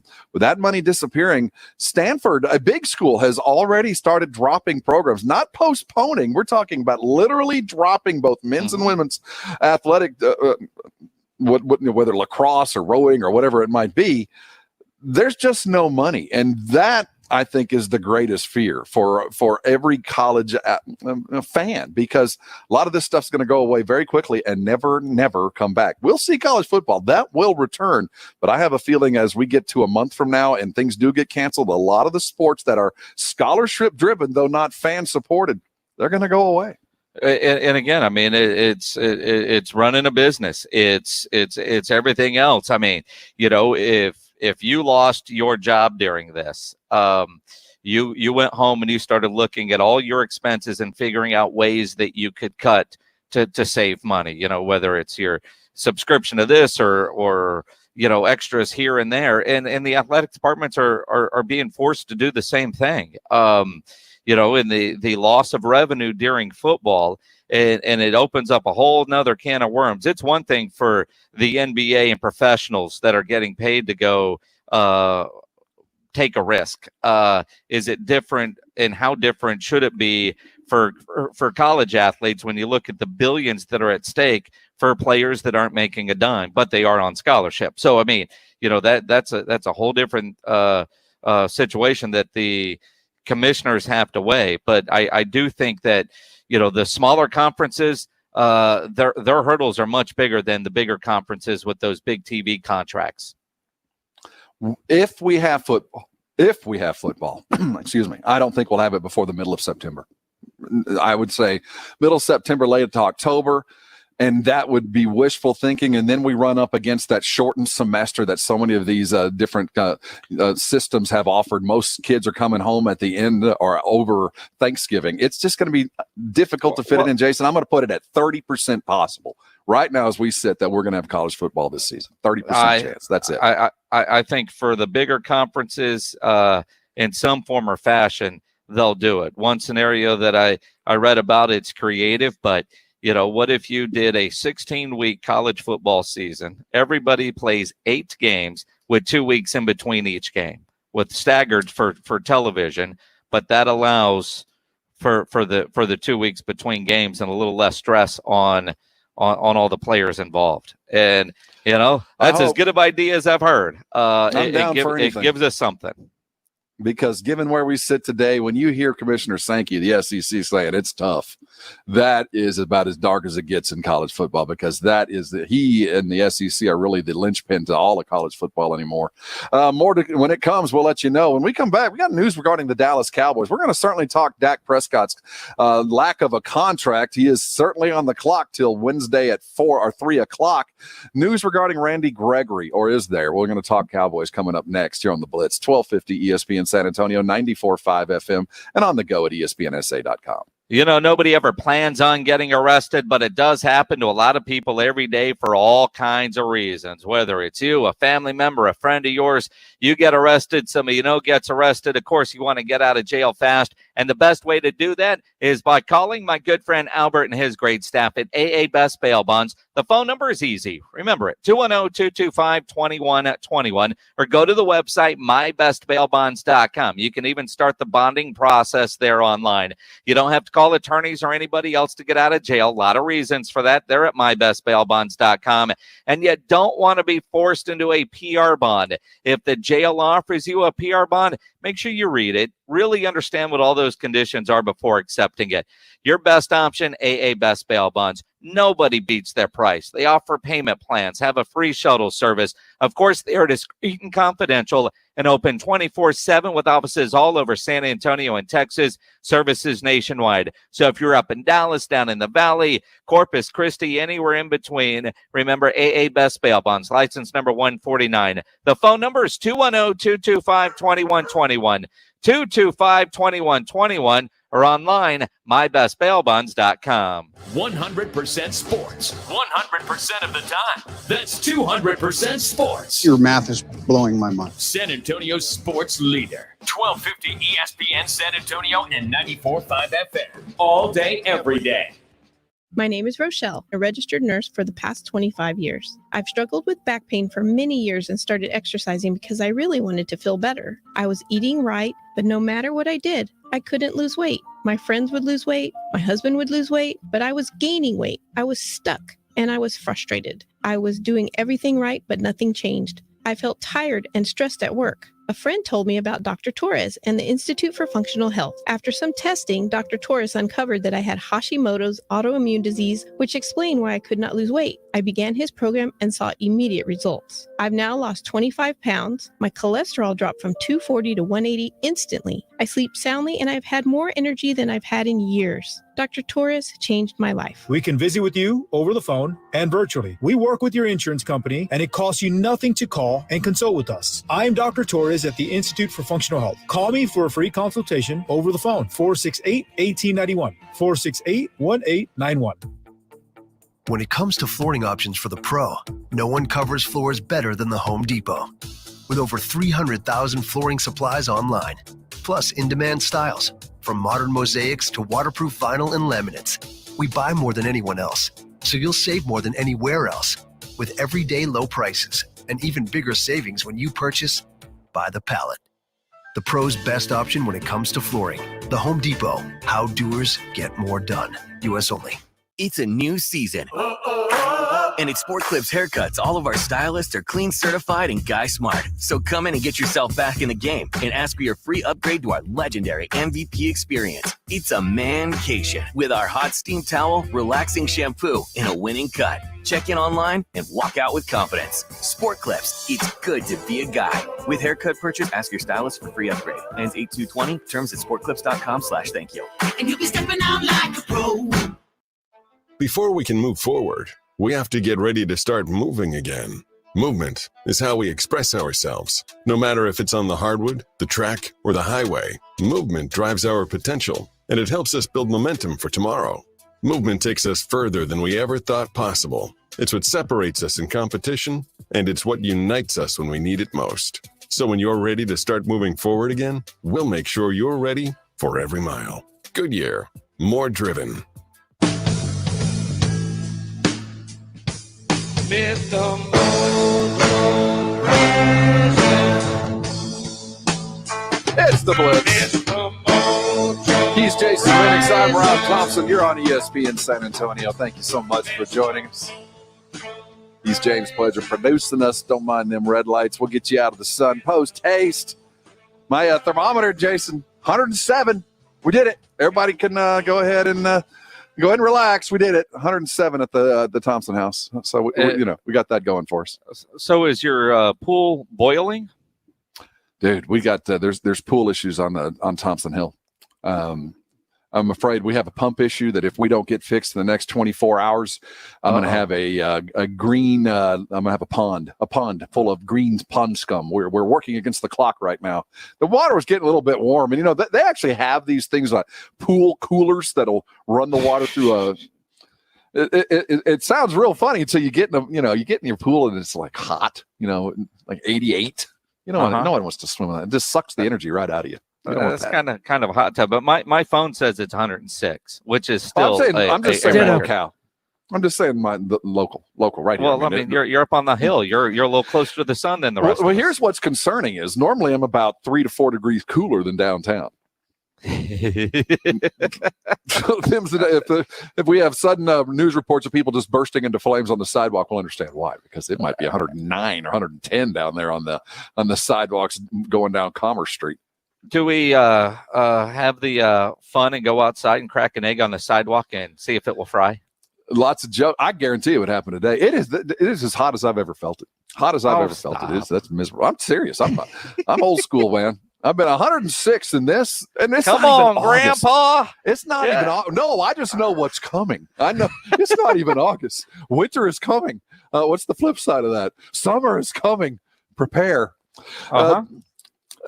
Tough news coming out of a Dallas Cowboy camp. It's certainly not substantiated. We're going to talk Dak Prescott in the imminent deadline coming up on Wednesday for his contract signing. We've talked about this for months, years now. Why isn't Randy Gregory back in the good graces of the NFL? Why hasn't Goodell and the NFL lifted the long-term drug suspension that Gregory garnered after the multiple positive tests, as the NFL has, eliminated the penalty part of marijuana usage? We thought Randy Gregory would be an easy comeback, but evidently the Cowboys have given up hope, Jason, that Gregory will ever be reinstated to the NFL. Well, I mean, at least not for this year, and if not this year, then when? But Clarence Hill of the Fort Worth Star-Telegram does say that the Cowboys have all but given up hope. Missed all of the 2019 season due to off-field penalties. Might not get another chance to make it back. I mean, Aldon Smith got reinstated pretty quick. Now, granted, he had Jay Glazier on his side and Mike McCarthy. I don't think the Cowboys make that Aldon Smith signing if he wasn't coming back. But I mean, Gregory applied for reinstatement in March.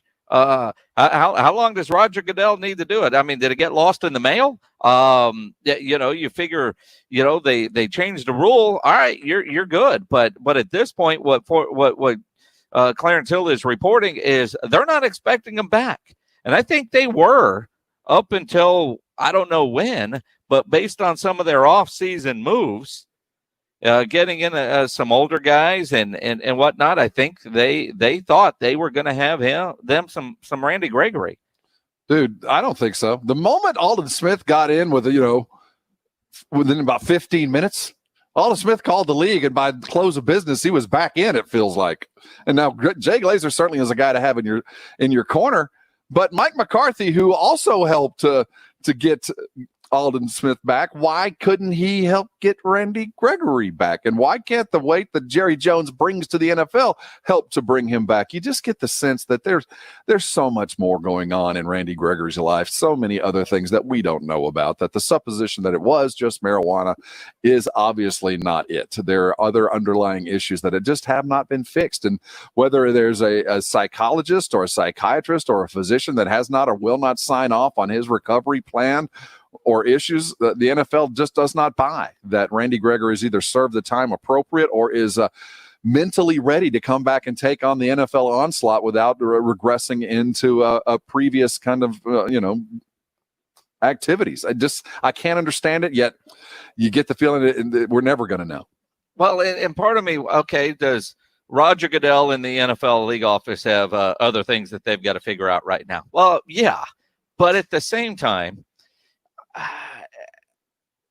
somebody in that office isn't working on a training camp plan and the other stuff that we hear about with the NFL trying to come together, that you would think if they would let Randy Gregory know as soon as possible, let the Cowboys know as soon as possible, so that they can make room for him, make sure he's in shape, ready to go. I don't know. It's baffling, but I would almost rather hear this. Hey, man, they're not counting on him. All right, so now I'm not counting on him. I can forget about thinking, when is Roger going to make this decision so we can move on? If Clarence Hill is hearing that Cowboys aren't counting on him, clearly they have started preparing for the season without him. It's unfortunate, and I'm very curious what the process has been, because if the Dallas Cowboys actually believe that there was a possibility, that they actually did think in March that he had done everything required, that every box had been checked and every interview had been completed and his history was taken care of and he was passing tests and doing everything that was appropriate to the time, and then to find out that he's not, I'm very curious to the process behind the scenes, because obviously the Cowboys were led astray as well if they did believe that, in fact, he was coming back, and it turns out that he wasn't. That sounds like something needs to be worked on there, because the Cowboys should never been put in that situation. Now, the Cowboys are in a situation of their own making with Dak Prescott. This is Jerry Jones' mess, though. You wonder if at the end of the day, this is not going to actually work out for him, because here's where we sit. We're 2 days, about 48 hours exact, a little bit less than that, from the deadline, July the 15th, for the contract to be signed for Dak Prescott. If not, he will play next year. He's not going anywhere. He's just going to be on that franchise tag. Now, as we get closer and closer, the things that weigh into the decision certainly were, we know it's years, right, Jason, that it's a matter of 4 or 5 years. It seems to be the point of contention.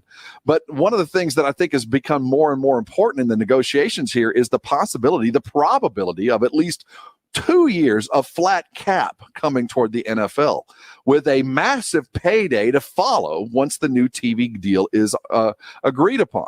Now, to keep the salary cap flat, they're going to have to borrow against future earnings. It's, they know big TV is coming. They're going to augment the cost of paying these guys more than what's coming in.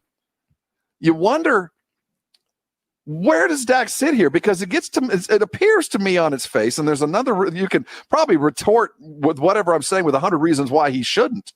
But it seems to me that Dak is looking at the potential of a lowered salary cap for the foreseeable future until a new deal is signed. And if that occurs, the franchise tag will drop as well. Now, the other side of that, Cowboys can't afford to pay a whopping salary cap or a whopping franchise tag year after year. You wonder who's going to blink first. Jerry. Is it Jerry? Jerry has to blink, because the idea of him going on now, granted, is we talk about the deadline coming up on Wednesday. He could play this year on a tag, sign a new contract next year, and you don't worry about the increase that automatically comes with a second franchise tag. And while the third franchise tag is available, nobody ever does it because it's just too damn expensive, especially for a quarterback, especially if they go with a flat salary cap. I'd be stunned if the owners decided to drop the cap, because that would screw them all. But they can vote to keep it flat. And I think that's ultimately what happens. At some point, Dak, you have bet on yourself, you've bet on yourself, you've bet on yourself. But at some point, you take all your chips and you go over to the window and you cash them in and you go back to your hotel room if you're in Vegas. You keep wanting to let it ride and let it ride and let it ride. And that is what Vegas wants you to do, because they know eventually you give it back. At this point, Dak, you have won. At this point, to continue to roll the dice, to get whatever deal it is you're trying to get, you have to start weighing your risk versus reward.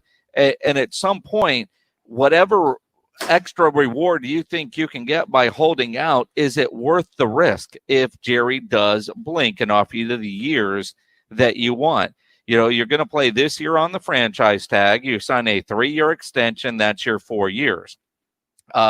Or you don't play this year on the tag and you sign a new contract that is 4 years in length. Whether it's guaranteed money, obviously it's got to be more than Goff and more than Wentz. If it's, whatever it is, I got to believe Jerry's got to blink. I mean, this is Well, who's got to blink here? Wait a minute. Who's saying blinking?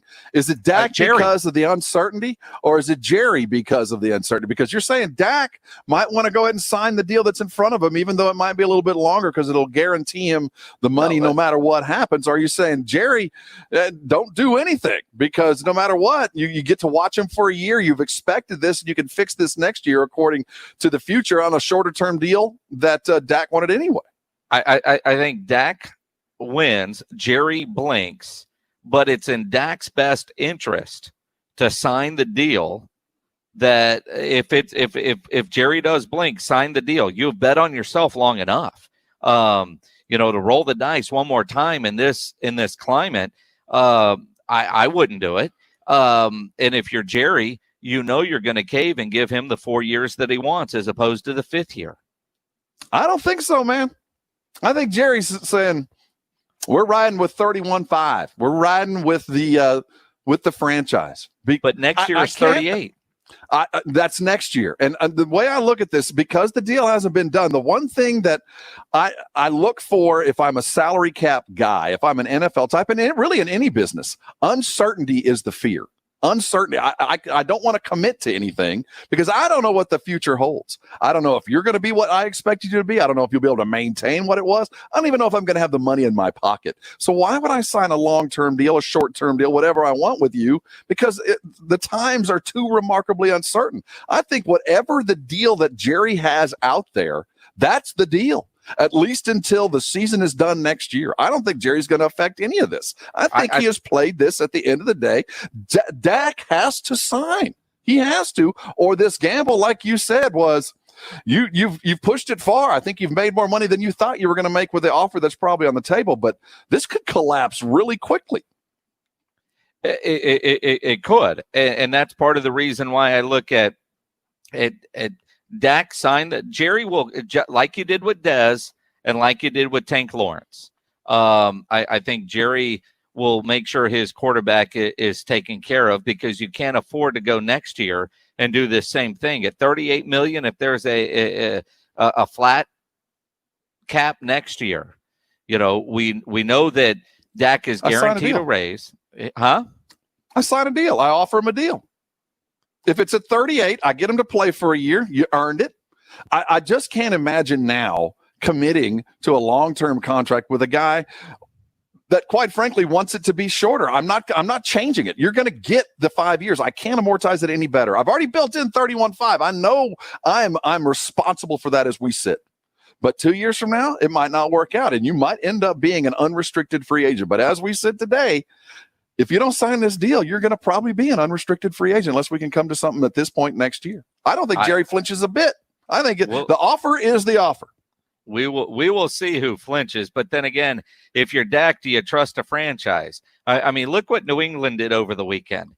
They signed Cam Newton to a nothing contract. I mean, nothing contract because they didn't have cap room available, right? So they signed him to a deal that he's got with his cap. So what do they do after that? They get Cam Newton's deal done, and then they do salary grievances with Antonio Brown and Aaron Hernandez. And now they have a whole bunch of money under the cap that if Cam Newton would have waited 2 weeks, might be available to him. Well, to some extent, yeah, they did go find that money. They knew it was in the cushions. A lot of that's already spoken for. They haven't signed a lot of their draft picks. So they found the money to kind of help that. But they knew that was in their pocket. They knew exactly where that money was going to be. A grievance from Aaron Hernandez that's been floating around for years.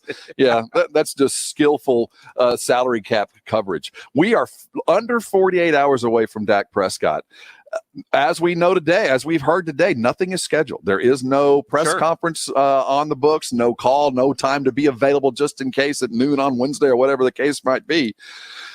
So if there is a deal, and we look at it and it's 4 years, that means Dak won.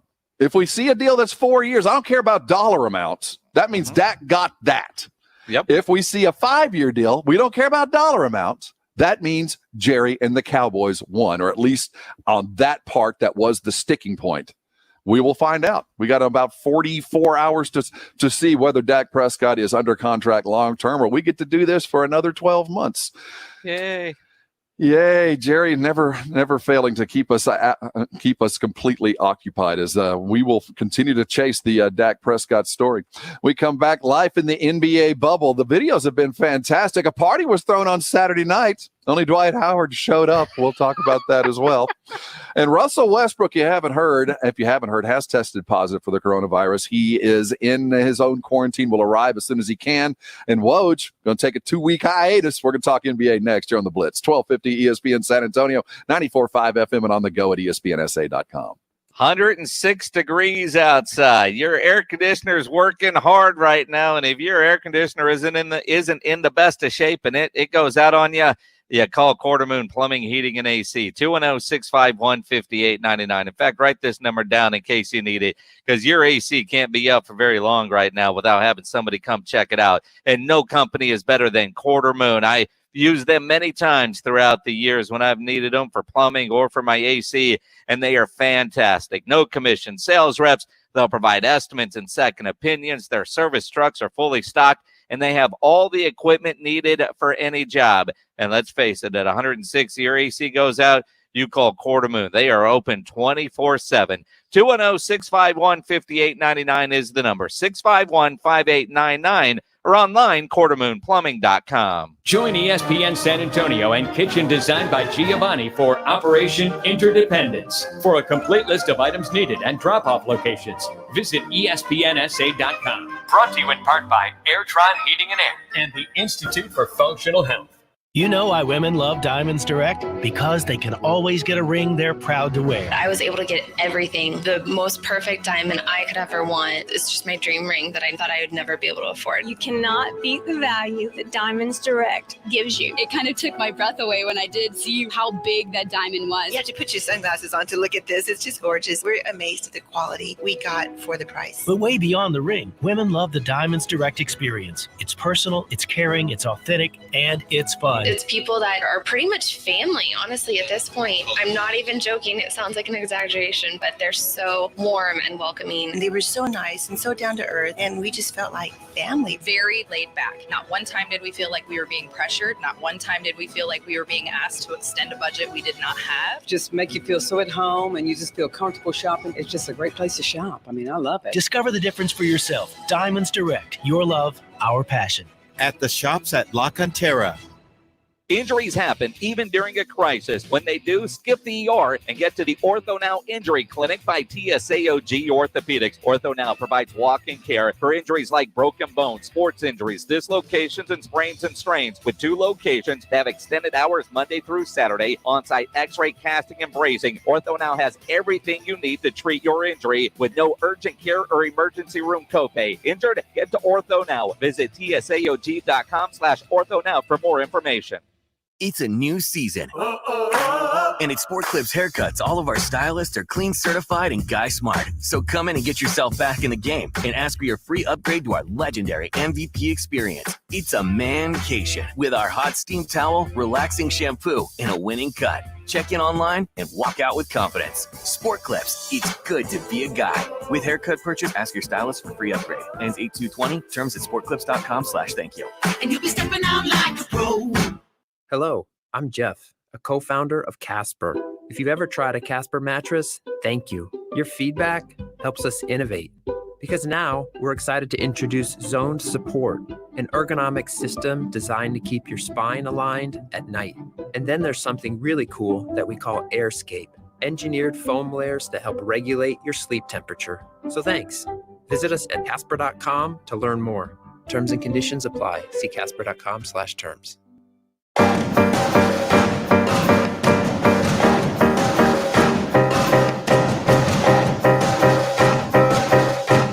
That is the Blitz. KZDC San. Welcome aboard here on ESPN San Antonio. Gremlins in the machine, but we carry on. I'm Rob Thompson. He's Jason Minix. James Pledger sitting comfortably ensconced in the glass box of fun, essentially at work. Thanks for joining us here on the Blitz. We're going to, in the 6 o'clock hour, look at a lot of the Spurs as they arrived in the bubble. We are going to hear from DeMar and Dejounte and Lonnie. But before we do, the NBA Life is actually Apart from the petty bitching and the spoiledness of some of the guys, looks like summer camp has begun. We got guys hunting and fishing, but it's kind of an adult one. We got chugging beers, and it looks like the life is pretty good. Now, before we start talking about it, news, Russell Westbrook has evidently tested positive. We don't know when, but he is not in Houston right now, and neither is James Harden, strangely enough. But Westbrook has announced he's positive. He's quarantining. He expects to be fine and to be there post-haste. We also, on Friday, as we were leaving, Adrian Wojnarowski, the FU email response to a U.S. senator has been suspended by ESPN for 2 weeks. I'm sure it will be suspended in quarantine so they can arrive and get back to work just in time for the season to begin. Well, and you look at Woj, the suspension, loss of pay. You knew there had to be something, but. All right, they'll go with it. So far, it was entirely appropriate. Do you agree with it? I think it was entirely appropriate. I think that the 2 weeks is perfect. It wasn't the end of the world, but you just can't act that way. And it's really kind of a dead period. You're not going to miss a whole lot. The reporters there don't have any access to the players anyway. It's about as painless a suspension as you can get when you're suspended. Other than a loss of money, the pay, other than the pay, but I look at the overall bubble life with the reporters. I am not sure why a reporter would be there if you're a writer. I know the Pro Basketball Writers Association recommended not going. You get no access to the players. The press conferences are still on Zoom. For some of them, you wonder why. Why would you go down there? Now, I've seen the videos of what they're putting out, and their food, and it looks like to-go food. It doesn't look bad. It doesn't look awful, but it certainly doesn't look like what a lot of those guys are used to. And J.R. Smith bitching about his blanket and stuff like that. I mean, shut up. Shut up. Yeah. I mean, I will say this. Is this a fair statement? That Woj is now bigger than the entirety of the ESPN news department that covers basketball. That Woj is now singularly a brand to himself, equal to or larger than ESPN NBA. Can we say that? No. No. But I will say, though, when ESPN hired him away from Yahoo, they built their NBA coverage around Woj. Right. So there was no way that he was going to be gone. And I will say this. We're already seeing the free Woj hashtags, the support Woj and all that. And some, like Jay Will said, we live and learn, we move on, all things cool. Then you got LeBron, like free Woj. The credibility that Woj had was already stellar. That there was not a person in the NBA that was afraid to talk to Woj, knowing full well that, I call you because I'm breaking news, but at the same time, no one's going to know it's going to be me. Woj has so much credibility now. Just think about, he has taken one for the team, man. He told a senator, a U.S. minority Republican senator, to F off in a reply to what the NBA was doing. You get LeBron backing you up. If Woj has carte blanche now, Woj could have held ESPN over a barrel. If you want me to be gone, I am singular. I could be my own thing. He could start his own webpage and everything he said and make more money doing what he does on a paid basis than he's getting now. Woj is a big deal. And to take the 2 weeks that he's gotten, I think is professional, because I think he realized the moment that he did it, that it was wrong. But two, this is as much as ESPN could have done to him anyway. Well, and I do agree with that. But at the same time, though, you could say from a journalistic standpoint, your FU, in essence, defending the NBA. Are you too entrenched with what you are covering to be objective? Yeah. What year are we talking, Jason? This is 2020. There's no such thing as objective journalism anymore. You have to have a point of view. Objectivity is gone. There's very few entities that can claim absolute objectivity, and even then, there's questions. So the idea of Walter Cronkite being completely objective, sitting on news at 5:30 on every night, that's gone, man. You have to have a perspective or a point of view, or you can't find your way in the modern media. It's unfortunate, and I think it skews the news, but that's Woj. And I think that's all of what has become the mouthpieces of the medium that we turn to. It's because they have a point of view. It might be one you don't agree with, so you find somebody you like. That's modern sports news, man. You can't go in it objective anymore. And we know where Woj gets his bread buttered. F you, man. I got to get paid. There's something I got to go do. That's how I took the response. We come back. We're going to continue talking NBA with the Spurs. They're in the building. DeMar's like a poodle. We'll tell you what that means coming up next. You're on the Blitz, 1250 ESPN San Antonio, 94.5 FM, and on the go at ESPNSA.com. What does Andy Dalton mean for the future of Dak Prescott? I think it was a pipe dream to think that Andy Dalton would come to Dallas to be a backup, but for him to sign with Dallas for 1 year, $3 million, I was stunned. And I think it's ludicrous if you're on the train that says this is going to put any pressure on Dak Prescott to sign his deal any sooner. He is nothing more than a veteran backup, which also tells me the Dallas Cowboys are all in on this season. 1250 ESPN San Antonio and 94.5 FM. Your source to local news in San Antonio begins with the San Antonio Express News. We've collected, written, and shown the stories that matter most to San Antonio. Look no further than the Express News to continue to provide information and strength to the community. Every day, news stories are spoken, providing hope and inspiration. The Express News is committed to providing timely and accurate reporting to help make a difference in the community we live in. Support local. We are San Antonio. We are the Express News. Come read us today at expressnews.com. For streaming, creating, gaming, and more, power your passions for less during Dell's exceptional cyber savings event. Enjoy up to $400 off stunning laptops like the XPS, along with high-performance desktops and next-level Alienware systems, redefining what's possible with 10th-gen Intel Core processors. Shop special prices on top-brand electronics and accessories, plus enjoy free shipping on everything. Don't forget to ask for Intel when you call 800-BUY-DELL. That's 800-BUY-DELL. From faulty breakers to broken windows to leaky pipes, roofs, and water heaters, homes and businesses around the country can't work until the pros do. That's why Lowe's created credit programs that work for pros. With everyday 5% savings on eligible purchases, plus through October 31st, 60 days promotional financing on your Lowe's business account or extended terms on eligible account receivables. Learn more in-store or online at lowesforpros.com. Putting money back in your pocket. Just one more reason Lowe's is the new home for pros. Subject to credit approval, U.S. only. KCDC San Antonio. This is UFC President Dana White. San Antonio sports leader, 1250 ESPN San Antonio. And 94.5 FM, where the pros play. Jason Minutes, Rob Thompson, The Blitz. Gosh, it's hot. It is the Blitz here on 1250 ESPN San Antonio, 94.5 FM on the go at ESPNSA.com.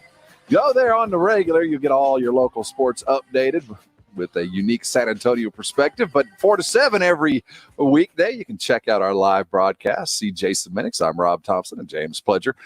Taking you home every afternoon. Thank you so much for joining us.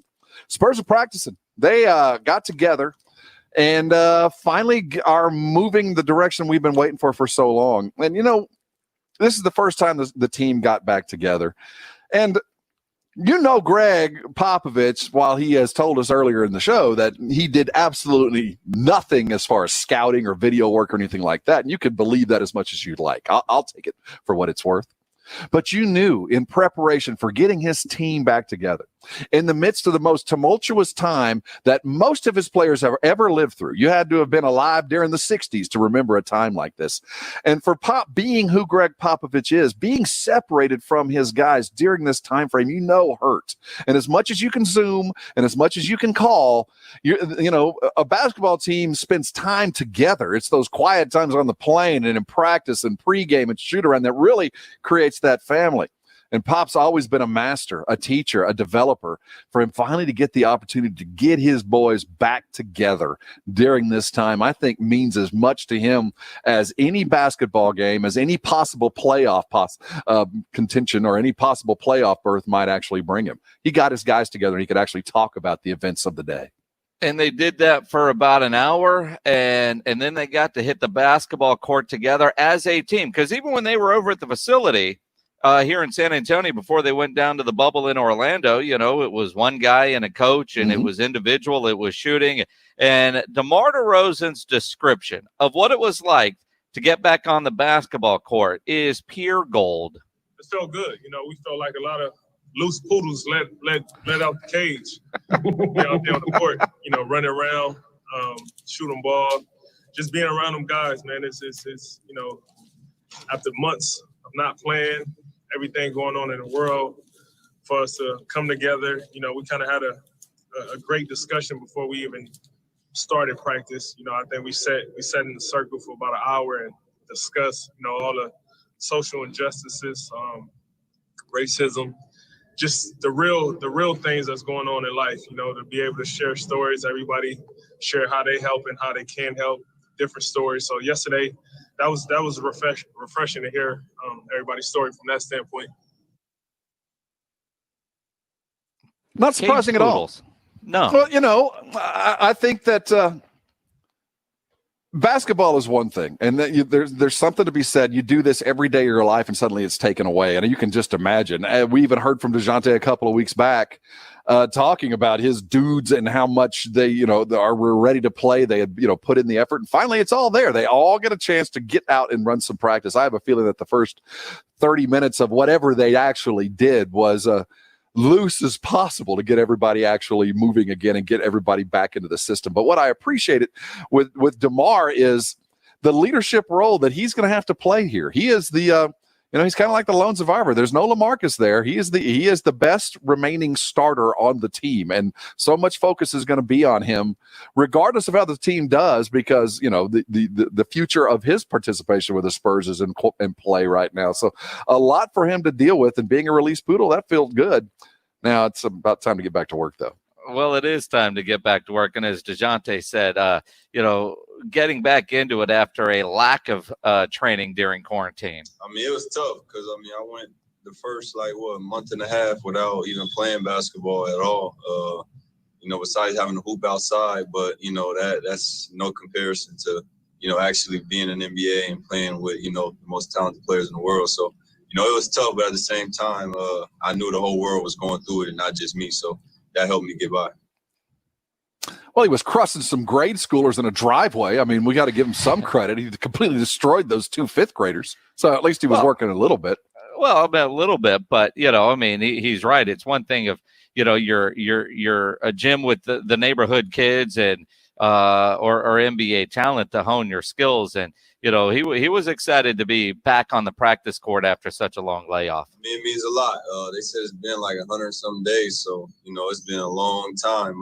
We get to go out, smile, and joke around with one another, and mainly get to compete and just be back on the floor with one another. So we all look forward to it. And I think that on the floor smiling, it's one thing to compete, but those guys love that, and they're doing it with their guys. And just from the mental standpoint, get back some normalcy that they haven't had for over 100 days. Imagine not working out or doing what you've done every day of your life since you were 9. And suddenly for 4.5 months, something you had literally done, if not every day, you never went more than 6 days a week without doing it. And suddenly it was completely gone. Brett Brown talked about Saturday, just the freedom and the joy of being with your basketball team, of going out and dribbling and hearing other people dribble and running plays and all that. It has to be just a surreal but a phenomenal feeling to be back with your guys in this summer camp-like experience that the likes of which nobody even prepared for. And then to move forward with all your other guys, Dejounte is all about work. But when you're all about work, you also got a couple of weeks at minimum there. Wonder what Dejounte took to Orlando. I just brought my laptop, watch movies, talk to my daughter, talk to my family and stuff, friends, and that's about it. I ain't bring video games, none of that. I'm here for a business call, and that's it. So, I brought my laptop to watch movies, when I'm not able to play basketball. You think he'll regret that decision? Wow, Dejounte, I'm impressed, dude. You're hard. You're salty. I like it. But, dude, you're going to be bored out of your skull. You're going to live the life that I'm living? You're only going to be able to watch movies at night? Trust me. Start playing some video games, dude. I find that very odd. I'm impressed, I guess. I certainly wouldn't have been upset if you said, I brought the latest gaming gear, whatever all that's the expensive stuff is, like we've seen other players. Did you see that? Was it PJ Tucker brought an 85-inch TV into his hotel room? Sure. I think I would do that. I would figure out, all right, that's better than watching TV on my laptop. And I don't know how old is PJ Tucker versus Dejounte, who now with this haircut looks 15. I'm like we're packing up, getting ready to move my kiddo out to Phoenix. And, in Huntsville, she has 2 TVs. She plans on taking 2 TVs to Phoenix, one for the bedroom, one for the living room in her apartment. Yet I'll go in her room now where she's got a TV set up and she's watching her computer. I think for some of these younger types, they would rather watch on their computer than they would the actual TV. You got to play games on the TV. DeJounte doesn't need that. You got to play games on the big screen. Those laptop nerds can't do that, man. You got to get your Xbox, your PlayStation on your television. Now, DeJounte is all business. You could tell this guy is ready to get back to work. Only bringing his laptop, baby. I'll watch game film and Netflix. That's it. Won't have anything else. Lonnie Walker is going to be you can tell already as becoming the social conscience of the Spurs, the guy that has the David Robinson feel to him, that there's a whole lot more to him than just basketball. And we know so much about what has transpired in his life. He was very open about his history and all the tragic circumstances that he has overcome over time. But, when you're quarantined like this, getting yourself back into play is not going to be an easy thing. And we know that the NBA is going to take very much a part in the mental side of coming back and playing, the mental abilities of these players dealing with a lot of stuff far beyond basketball. And Lonnie Walker is very much a part of that, as we said. Well, and a big part of that is during quarantine, he revealed a very personal side of Lonnie Walker, and he was asked about why did he decide to come out with that information during the quarantine period. I got a ton of support from the community. I mean, honestly, not just from the community, but from the world. Everyone from all over, not just the United States. I can go on and on from the amount of different countries that, of people that got in contact with me. And, it meant a lot for me. But the message that I wanted to give to everyone, it wasn't about me. It wasn't me, expressing myself. I wanted to be a beacon, at least for a lot of people that are, who still haven't gotten the courage to get to that point to talk about, things that may have happened in their life. I just want to try and help out as many people as I can. And I know since I've been through certain things, I'm just trying to help out. Lonnie Walker at the Orlando bubble, speaking of his just difficult history from molestation to just abject poverty and everything that goes along with an early young man's life, and how he came out has been a remarkable story for a young man, and to put it out there and then to move into the season the way that he is. One thing about talking about it while you're away, and then there is living the life that's going to be normal. And Lonnie finding that's not going to be the easiest thing to do, especially in a circumstance like this. You know what? I miss it. Seeing these guys, seeing their smiles, being around and having a good time. This is more than just, basketball players. This is a family, So it's kind of like, imagine not seeing your family for such and such amount of time. You want to, you miss each other. So being able to be around these guys and talk about everything that we've been going through. And I know some of our players got kids, DeJounte's daughter just had a birthday and everything. So, the ability to talk to each other and explain each other's lives, it's amazing. It goes to show something that Pop has always said. It's bigger than basketball. It really is for a lot of these guys. And, we talk about, do they need to get together for these 8 games, or should they be a part of the restart? You hear comments like that, and absolutely they do. Pop's an expert at building a team and, family first and all the things that Pop has always signified. The way that they've come together, the way that he gathered everybody together to kind of focus on what is important. And basketball has a level of importance, but I think he has already communicated to the guys that while basketball is important, we're here to win. You have this unique platform and this unique time in American history where you can actually do something about it. And you can tell those young guys are enthused about not only the game, but everything that they're going to have the opportunity to do over these next 8. And for the Spurs, they have the challenge in front of them, whether you want it or not, to try to make a run for the playoffs. And Lonnie Walker did say, the mountain is very high. All of the above. Chemistry for sure, getting a rhythm as a team, and just letting that water flow the right way. So right now we're just about to start practice. You know, we miss each other, and we're excited to get up under and try and better each and every one of us, you know, every single time we get on the court. You know, it's not just about me. How am I going to make DeMar better? You know, how am I going to make Dejounte better? How is Dejounte going to make Drew Eubanks better, you know? So we're in this together, and we all just got to find it as a team. I think Lonnie just threw Dejounte under the bus. Dude, you've got to get Drew Eubanks better. But if we see a lot of Drew Eubanks, there won't be playoffs, right? Well, we got to get Drew Eubanks better. Is that the common refrain? Lonnie Walker, Dejounte there in the bubble, getting things going. The idea of these young players winning a couple of games is going to mean a whole lot to this team next year. And as we look at the future, we heard from Greg Popovich earlier, and we're looking at the possibility of either a December start for the NBA or a March start. December start, man, that's just around the corner. This is literally a training camp for a season that, while you might get a couple of weeks off, a couple of months off, or 6 weeks off to prepare, this is the first week of training camp for next season, no matter what happens. And if they go to March, then we start running into Jason, it looks like if they go to March, that if the Olympics were to happen, the NBA might have to actually stop play for a couple of weeks to allow the international guys to all gather into Japan. So the season's going to be coming quick, and things that happen during the next 2 weeks for the Spurs will play a role in what we will see immediately after this season is done. Well, and again, that's where you think about those young players, and we do expect when the Spurs 8 games do happen that we do see a lot of run from the young players. We know Dejounte is excited about those young dudes, and quite frankly, so is Lonnie Walker. Just hunger. We all got the talent. You know, we're a young, athletic group that wants to play defense and wants to win. So I think the best thing out of all of it is we're all eye-to-eye level right now. You know, there's not one person that's down here and another person's up here. You know, we all know what we want, and we all know what we want to become as a team. So I would say we're just starving. You know, we're ready to play, we're ready to win and play the Spurs way. Young, hungry, and wants to play defense. Coach, you hear that?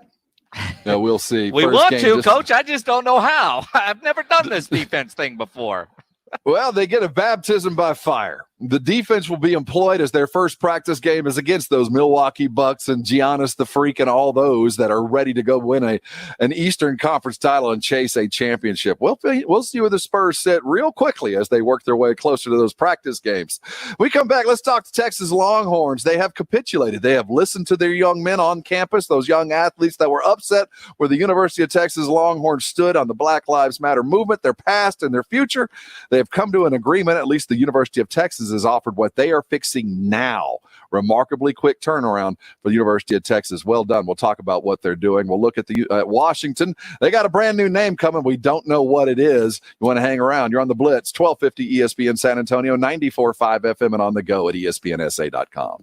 You know, I moved into a new house in January, and then I added the security system and all this cool smart home technology from BSG, the best local home security and smart home technology company in San Antonio. The security system from BSG, the cameras, the video cameras on outside, everything inside. One of the great things about it, one, when you're calling BSG at 210-877-1222, you're working local, but they're 20 to 30% less than those national companies, not just with the equipment, but also the monitoring. And the smart home technology is incredible. BSG offers connected car. You can tie your BSG monitored security system to your car that not only gives you info about your driving or your kids driving, but also will send you useful notifications, like if your battery is low or your tire pressure is low. BSG is the best in smart home technology. Automatic lights, door locks, garage door opener, sprinkler system, and much more, including medical-grade air purification systems that were developed for the military to be used in chemical warfare, able to remove viruses from the air. You can get that by calling BSG, 210-877-1222. From home security to smart home technology, BSG, 210-877-1222, or go to the website bsgtexas.com. That's bsgtexas.com. Hey, don't get left out of the conversation. I wouldn't be able to sleep at night if you did. Follow us on Facebook at ESPN San Antonio and on Twitter at ESPN_SA. And of course, on the go at ESPNSA.com. 1250 ESPN San Antonio and 94.5 FM. You know, there's things that we all do that we don't talk about. Manscaping is one of them. And one of the fears when you're manscaping is you nick something. That's why Manscaped has redesigned the electric trimmer. They spent 18 months perfecting the greatest ball hair trimmer ever created. It's the Lawnmower 3.0 with Manscaped's advanced skincare technology. Manscaping accidents, well, they're a thing of the past. Get 20% off and free shipping with the code BLITZ20 at manscaped.com. Use code BLITZ20. Car wrecks never come at a good time. But at Thomas J. Henry, we make this stressful time as easy for you as possible. Ready to talk to an attorney? Our attorneys will come to you. We can help you make your medical appointments, get you into a rental vehicle, and even advance money on qualified cases. If you've been hurt, start your claim today at tjhlaw.com/radio. That's tjhlaw.com/radio. San Antonio, Texas. O'Reilly. When you need auto parts, O'ReillyAuto.com is just a few clicks away. We offer convenient options for you to get your parts quickly. Order online and pick up for free at your local O'Reilly Auto Parts store. We'll even bring it out curbside. Or you can have your parts delivered right to your door with free shipping on most orders over $35. Visit O'ReillyAuto.com. O'Reilly Auto Parts. As you get back to business, small things can make a big difference, like marking safe distances with floor tape and posting reminders to wash hands. As always, Grainger is here to help, offering supplies and solutions for every industry. Free access to product specialists, 24/7 support, safety recovery guides, and more. It's part of our commitment to help you adapt and recover in these challenging times. Call, click Grainger.com, or just stop by. Grainger, for the ones who get it done. Liberty Mutual Insurance Company helps you customize your home insurance so you only pay for what you need. Unlike things you paid for you didn't need, like that much-needed 125-inch flat-screen TV. It's hurting my eyes a lot. For your 100-square-foot bedroom. My neck isn't so much stiff as it's completely stuck. With Liberty Mutual, get customized home insurance so you only pay for what you need. Uh-oh, I'm seeing color splotches. Liberty, liberty, liberty, liberty. Only pay for what you need at libertymutual.com.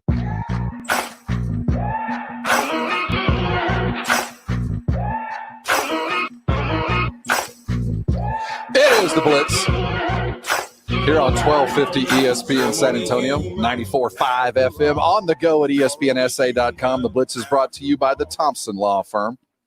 An experienced personal injury attorney is one phone call away. The number to remember is 210-900-0400. A lawyerforus.com, Jason Thompson. So it sounds like hell, Jason, but they're going to continue to sing it.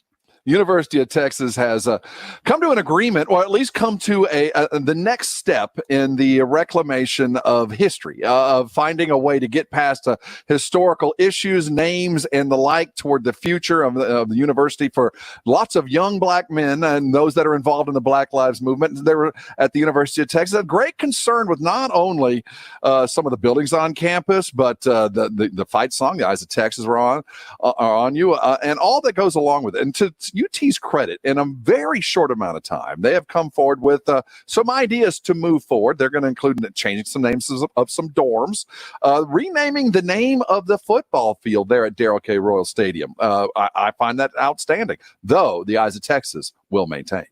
It will maintain. And when you think about what was done today, Caden Stearns from Steele High School and one of the best Longhorns on the team today was one of the leaders in putting together what they wanted UT to look at to continue playing. And Caden Stearns, after the announcement today, tweeted out, "Great day to be a Longhorn. Want to thank the students, athletes, administration, alumni, and those behind the scenes working who made this happen. Looking forward to make a more positive change on campus. Hook 'em." The one thing is the Eyes of Texas. And, you know, we said when they put that out, you know, a lot of things I think UT ends up doing, I don't know that they changed the song. I, for one, had no idea about the history of the song, and I think a lot of people said the same thing. What the president of UT said is, Own, acknowledge, and teach about all aspects of the origins of the Eyes of Texas as we continue to sing it moving forward with a redefined vision that unites our community.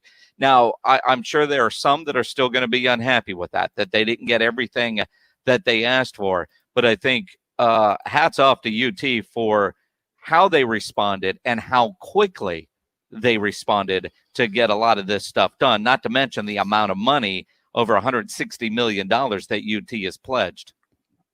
The idea of changing the field. Joe Jamail Field, a wealthy benefactor of the Longhorns, made hundreds of millions of dollars in the Pennzoil lawsuit back in the mid-'80s, bought the field essentially. It was stadium, and Red McCombs had something to do with it, and Jamail and Daryl K. Royal, lots of names there. Well, now we're going to get a couple of more, it looks like. It's going to be the Campbell-Williams Field, we believe, in honor of the 2 Heisman Trophy winners for the University of Texas. Earl Campbell and Ricky Williams. So I guess they'll call it Campbell-Williams, the Campbell-Williams Field. What I find interesting is apparently Joe Jamail's family suggested changing the name. I appreciate that. I don't know if there's anything in his background that would suggest he wasn't worthy of the honor. I don't know that. Or if the family just said, you know what, it's cool to have Joe's name on that field, but we should actually use it to honor great athletes. Let's go with our 2 Heisman Trophy winners. The president of UT, in an article I'm reading, Joe was always known for being a passionate, aggressive advocate of truth. We know he would have been proud to see this day arrive, both as a lawyer and a Longhorn. And I think that's great. Although the name of the stadium, Daryl K. Royal Texas Memorial Stadium, let's look down now at the Campbell-Williams Field, and at some point it will be sponsored as well. So that's a lot going on. They're also adding a new statue to the campus as well, correct? They are, and long overdue. That, and quite honestly, kind of a shame that it took to 2020, but a statue going up to honor the first Black Letterman football player at UT, Julius Whittier, will have a statue at DKR Texas Memorial Stadium, somewhere near the Campbell-Williams Field. Credit to the University of Texas again. This is in the annals of universities. The very idea of changing something takes months, if not years. I mean, in the history of schools like this, there is committee upon committee that needs to be done to justify the existence of the committee. We're talking about a month. We're talking about less than a month. We have renamed the field. They have added a statue. They have dropped names from dorms. They have changed what they can. And while they haven't changed the song, the idea of unity through reclaimed history, I find very interesting. University of Texas is on the forefront of this, and this is the conversation that's going to be had on every campus in the country that has anything relevant to the South, to slave ownership, to the time prior to the Civil War. If you got someone relative to that on your campus, a conversation is going to be had. And your credit the University of Texas for being so quick, and at the same time maintaining some of the history and the lineage that is UT. I think everybody involved should be very proud of themselves. They took a first step, because other campuses, it's not going to go so smoothly. Well, and again,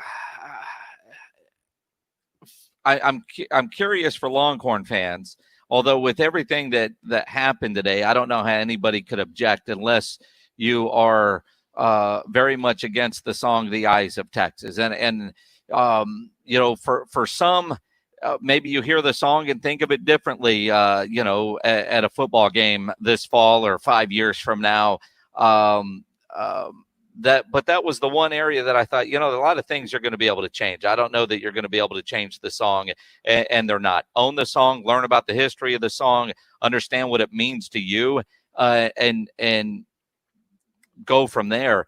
There are some, I know there was one player that said he wouldn't play if they don't change the song. I don't know if he looks at everything that UT is doing and saying, you know what, we're on the right track, but or if he says, all right, we're good. I look at the tweet from Caden Stearns, and, locker room leadership is a huge thing. And, UT football players led to a lot of positive change on that campus in a short amount of time.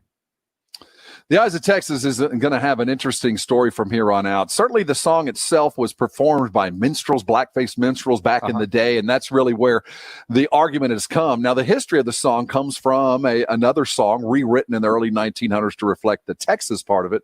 I think it's an equitable trade, but then again, I'm a white male in my 50s. We will see how the response has been, and nobody's ever happy in a negotiation or something like that. So as we sit and without any response from the other side with their concerns about the song, I'm impressed with UT, and I'm also impressed with all the young men and women who marched and created change. It was a worthy effort that paid off, man, a lot quicker than I would have expected. You knew the flag was coming down in Mississippi for a lot of reasons. To change the name of a football stadium at the University of Texas for a man that donated hundreds of millions of dollars to the school, that's a whole lot. I mean, that's almost more difficult than a constitutional change as Mississippi had to go through. Congratulations to all. That's really cool. And we talk about rapid change. Boy, the change comes quick when it has to happen. The Washington have dropped the R word, no longer to be spoken or seen again in the annals of the NFL. What's going to be the next? Well, if you're curious about what it's going to be, the holdup might be some kind of real estate agent up there in Virginia who has taken all the names that could be potentially taken and trademarked them.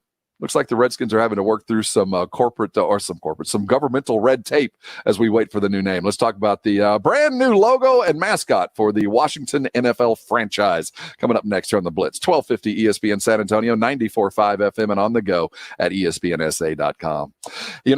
As a guy that's been pretty consistently overweight for a long time, I first started going to the Institute for Functional Health back in September. I walked in the doors there weighing right about 277 pounds. I'm about almost 6'4", so I always carried the weight. So, I'm a little overweight, but I'm tall. I can handle it. Well, then, you might not feel as bad as you look, like I didn't, but I was certainly feeling bad on the inside. My knees were hurting. I was snoring all night long. I couldn't digest a good meal, had interruptions. I had all of the gas that goes along with it, not to mention just the general malaise of being overweight, that brain fog that you get because of all those things coming together. And I haven't even talked about the blood work, the pre-hypertensive, the high triglycerides, the almost diabetic life that so many overweight people live. You start going on a diet. You go on a diet to lose weight. You change your life to live longer. That's what I have done with the Institute for Functional Health. I got to go know Dr. Torres, and the first couple things I found out were, a one-size-fit-all plan wasn't going to fit me. I didn't want to deal with that. Institute for Functional Health and Dr. Torres put together a program that was specific to me. These are medical professionals. I offered blood. I did all that was required to find the perfect program for myself, and we did. I'm about 9 months out. I'm down nearly 40 pounds. Has it been consistent? No, nothing is easy, is worthwhile, and this certainly hadn't been easy, but it's been very, very worthwhile. My blood count's better than it's ever been. My blood pressure is low. I'm not hypertensive. I'm looking fashionable in thinner clothes. All these can be for you, but I'll tell you the best thing I've done is made myself feel better. Generally, all around, I feel better because I'm living a healthier lifestyle. You can have a free consultation with Dr. Torres. You can do it by phone. You can do it by FaceTime. You can go and see them. They're following all the precautions. I was there last week, felt absolutely safe. And man, it's great to see my cheering squad and my coaching staff as I go through this wellness journey. Call for your free consultation. Find out what I know. Here's the number, 210-468-1891. Dr. Torres will be glad to sit down and talk with you with the many benefits of changing your life, of changing your diet and starting to lose weight. I've seen them and I want them for you. Many of you have been told by a doctor you're healthy, but you're not. You don't feel good. Well, you might be a candidate. You might have been told by a physician, look, man, if you don't change your life soon, negative ramifications are sooner than later. If you're in that boat, make the call. Call Dr. Torres and get on the plan. It is outstanding. It is unique to you, and you will lose weight. Follow the process, and it works. And then it becomes second nature.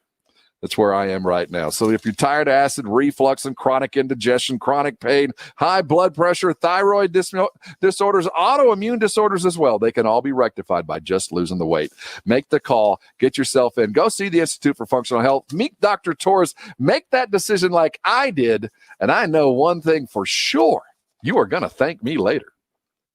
We see you. We hear you. We denounce systemic racism. We condemn violence, inequity, and injustice. We pledge to use the power of our platform to spread facts and educate our communities. We will be the change that we are calling for. We are united for justice. This ESPN San Antonio Sports Center updates brought to you by Alamo Water Softeners, 274-6122. I'm James Pledger, and in the NBA, the San Antonio Spurs have made their way down into the Orlando bubble and held their first practice over the weekend. Spurs guard Dejounte Murray met with the media and spoke about his comments from the Posted Up podcast about the youth of the team. I mean, us just working hard, waiting for the opportunity to, be able to, go show what we can do, show that we can do more and stuff, but we all understand, the business and the situation we're in, and, patience is key. That's all I try to say, just be patient. Spurs wing Lonnie Walker on what he's seen from the young guys. Just hunger. We all got the talent. We're a young, athletic group that wants to play defense and wants to win. So I think the best thing out of all of it is we're all eye-to-eye level right now. We all know what we want to become as a team. So I would say we're just starving. We're ready to play. We're ready to win and play the Spurs way.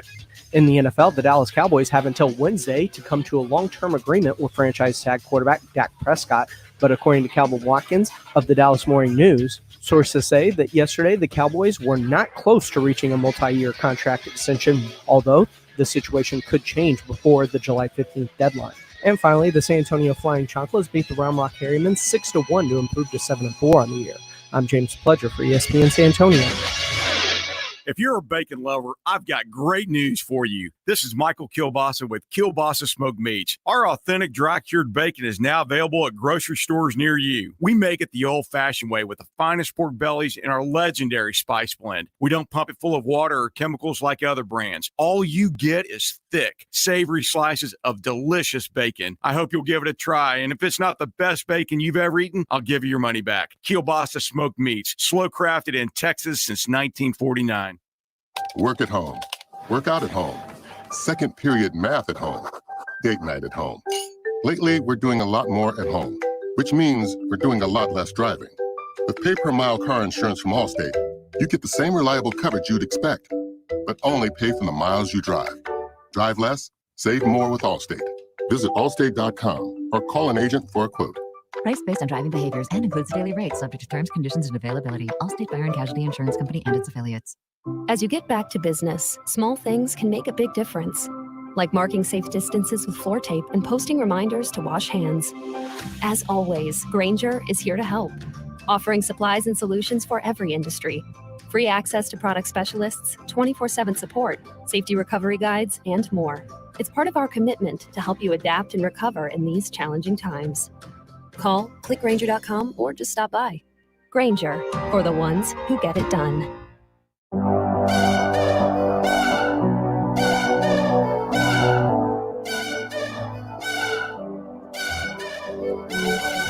That is the Blitz here on 1250 ESPN San Antonio, 94.5 FM on the go at ESPNSA.com. He's Jason Minix. I'm Rob Thompson. Thank you so much for dialing us in on a hot Monday. I saw 107 up at the Casa. We were steady. Gosh, it's hot. Let's continue to go there. If you get overly hot, shave your head. Don't use the Manscaped up there, man. Well, it's, just move it from the neck down, everything down. Is that how it's supposed to work? The Washington The Washington Red Tails, the Washington Warriors, the Washington Red Wolves, the Washington Hogs.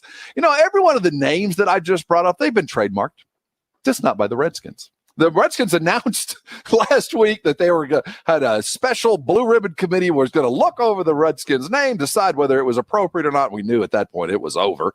FedEx, they want to take their name off the stadium. The city of Washington, D.C. said, you can't move here and get a new stadium unless that offensive name is gone. Nike and Amazon pulled everything off the racks and off the websites. So Dan Snyder really had no choice. He was painted into a corner, but to his credit, he has moved forward. We had a press conference today. They announced the long history of the Redskins will be gone. That name will no longer be spoken and should be put on the scrap heap of history. But what's the new name? And are they hung up by some dude that went out and trademarked a bunch of names in hopes of a buyout, a payoff, when a name was actually chosen? Well, we heard that the Warriors had been trademarked by the Redskins, but we were told today that we don't get a new name as Ron Rivera and Snyder and Trust are picking one because there are some trademark issues. I wonder what's going on in D.C. Well, I mean, if whatever name they pick does have to get approved by the National Football League, and maybe Warriors was what they wanted to go with, but because, I don't know, that popular team out in California that plays basketball, they said, no, we don't want to do that. Or maybe Dan Snyder is going, you know what, I got Warriors ready to go, but everybody loves Red Tails. Oh, but some dude just trademarked it on July 5th. Crap. How much is it going to cost me? Do you look at that now? guy? I got a question, Jason. Do you look at that guy as an opportunistic capitalist that should be applauded, that saw a business opportunity and took advantage? I was quicker to the draw. I got the name first. You want it, you can buy it. Or do you look at him as just a basic interloper, a guy that's like mobbed up? I'm basically, my name's being held hostage and I got to pay some hush money, some quiet money so I can go ahead and take the name. How do you view a guy like that? A little bit of both. Yeah. I mean, he saw an opportunity and he's going to try to cash in on it.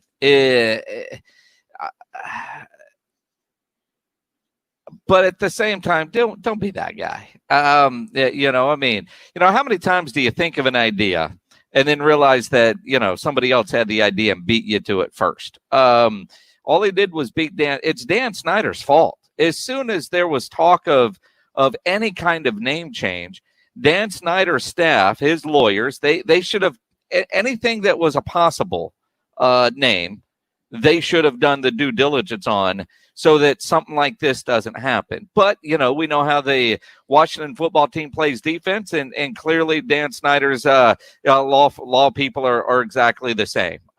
Very reactionary and generally late. But I see a guy that does this, and I figure, you're the kind of guy that would sue your brother too. He comes across as that kind. So it just serves him right. Dude, you should have changed the name a long time ago, and that shouldn't even have been an issue, and you didn't. But here's my concern. So it takes on average, I think you told me earlier, between 12 and 18 months, a year and a half from start to finish for your average NFL franchise to go from idea of new mascot, or not new mascot, new logo, new colors, new designs, on average between 12 and 18 months. The Washington Redskins, in a matter of 3 weeks, are talking about changing their name, their logo, their scheme, and having it come out unscathed in time for a brand new football season. Is that what we're supposed to expect to happen? Yep, pretty much. I mean, right. When you,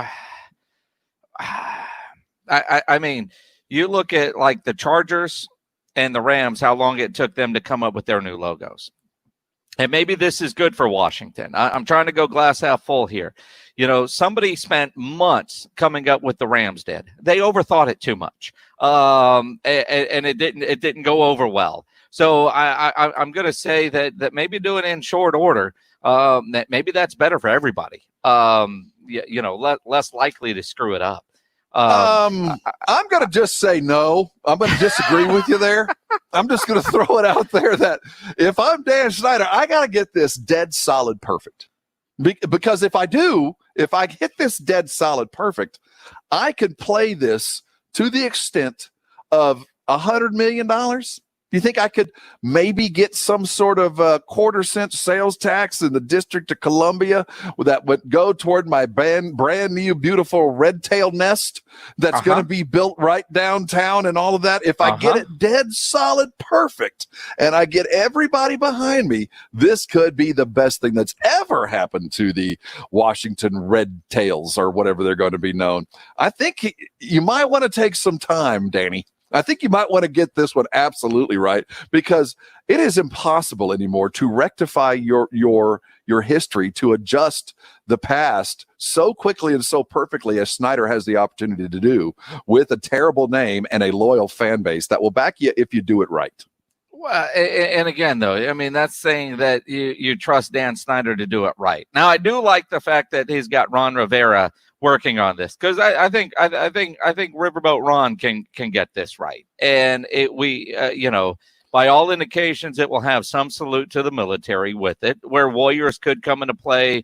So does Red Tails and a handful of other names. So, but you ultimately you look at this and you go, all right, you're going to try to turn this around before training camp starts, July 28th. It is July 13th. Now, you might not have the logo on the helmets done. You're not changing the color, so maybe they have a year, but you can go start taking things down off the stadium and, prepare to have things covered up, because we've heard everything that said they're not going to change the colors. So just everything with the word Redskins is going to go bye-bye, so that they can start making money on the at Nike and other places, and every Washington fan will go buy new stuff. You don't find it odd that Ron Rivera has had such a remarkable impact on this team? The dude's barely unpacked. The last time I saw Rivera, he was sitting in his new house surrounded by boxes. And suddenly he is not only put in charge of, reclaiming a lost franchise, finding a new quarterback. Also, he's got to deal with a new team name. He's got a lot of responsibilities for a dude that just showed up. And today, it was announced that the entirety of the player personnel department for the Washington Redskins was fired as well. Ron Rivera has come in through the back door and taken over the joint. Well, I mean, when you start your new job and they give you your job description, and that last line in there, other duties to be named later, these are one of the other duties. Come up with a new design for the team and a new name, and make sure everybody's happy so we can get a new stadium. That's part of the other duties as assigned. That's line in every job description statement. Like you're a brand new employee and they ask you to rename the company. Uh-huh. Can you imagine getting that? Wow, that's a fair amount of responsibility. Can I unpack my desk first? Can I unpack my office real quick? I'm still trying to figure out my first round draft pick's name. I just got here. Ron Rivera is Mr. Washington Redskin. There's a reason you didn't have a hat or polo in your welcome gift, because we know we're changing it soon. I don't care how you come by it, Dan, but if you saw the light, you saw the light. We're all proud of you. Put on the sunglasses and keep marching forward. The Washington Red Tails, if they can work out the mess or whatever it might be, we're going to find out. One dude standing in the way. I don't know if I love him or him. I really don't. Only in America does this happen. Any other country, everybody would be like, get the hell out of here. Go sit down, real estate agent. We're taking the name. Good luck with that. We'll send you a shirt. Well, what I want to know, before I throw this guy under the bus, how much money is he holding the name hostage for? If it's 10 grand, just write him a check and give him a season ticket. Does he want 10 million? Does he want 100 million? Does he want a percentage of apparel sales? What is that guy holding out for to give up the name? That's the bigger question. If you're holding out for a percentage on apparel sales and there's more than 4 zeros, I go to 4 zeros. I'll go there. Just because you were quicker on the draw than I was. Anything else than that, I can come up with another name. I'll find something else, dude. You're not going to hold me hostage. I mean, the precedent of the old ABA team that got a portion of the NBA TV contract forever. That's what he's hoping for. Yeah, we all hope for the literal greatest deal in sports history. I'm not sure the Red Tails is quite worth that. The TV money and the percentage of apparel sales in perpetuity for the first guy that thought of the Red Tails. If that works, dude, I've been doing it entirely wrong my entire life. Welcome to America. No kidding. RJ Ochoa has been on the schneid lately, been doing some other stuff. He's not here, but I'm gonna take over the segment from RJ.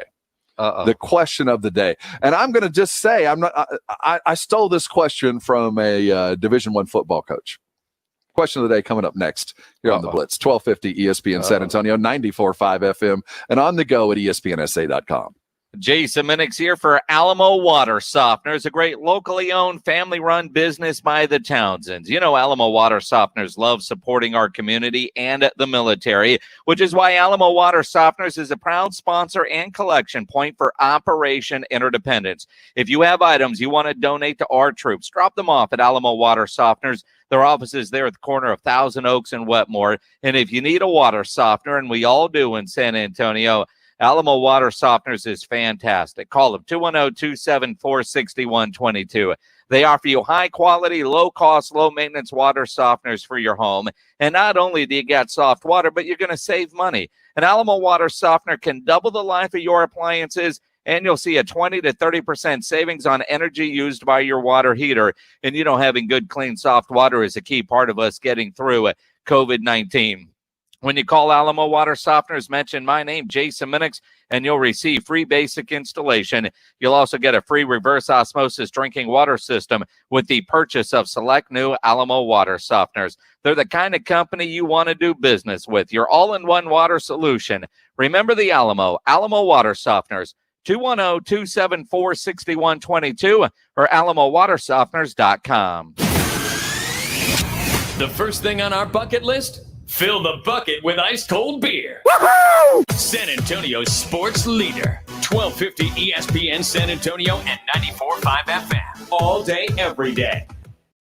Everyone loves Rico's nachos, but not everyone enjoys them in exactly the same way. If you're a kid at heart with no nacho rules, you're a nacho rebel. Crispy nacho chips, cheesy molten goodness, and spicy jalapenos are just the beginning. You and your rebellious mind can come up with all kinds of toppings. Explore your nacho creativity with Rico's Nachos. Rico's products are available at H-E-B, Walmart, and other grocery and club stores. For more info, go to ricos.com. Rico's, how to nacho. They sacrifice everything to protect us and keep the homeland safe. Help us show these men and women in uniform how much they mean to us. Join ESPN San Antonio and Kitchen Designed by Giovanni for Operation Interdependence. For a complete list of items needed and drop-off locations, visit ESPNSA.com. Brought to you in part by Airtron Heating and Air, Alamo Water Softeners, Roof Fix, Window Work, and the Institute for Functional Health.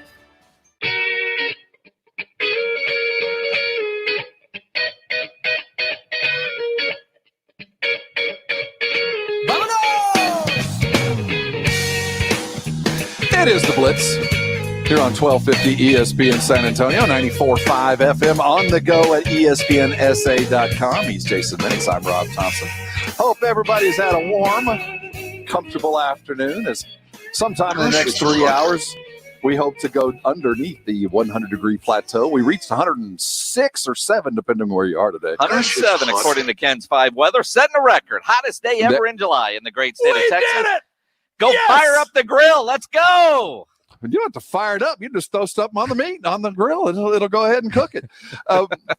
Ordinarily, for those that we've had RJ Ochoa join us fairly regularly over the last several months. He, the co-host of the Saturday Morning Hangover, he's been taking care of some personal business over the last couple of weeks. We expect to have him back to post haste. But in the meantime, though, we've been having him join us with a question of the day. RJ's interesting mind, and there's very few people on this planet that have the same kind of mindset that RJ Ochoa does. He sees things in a way that, quite frankly, I don't.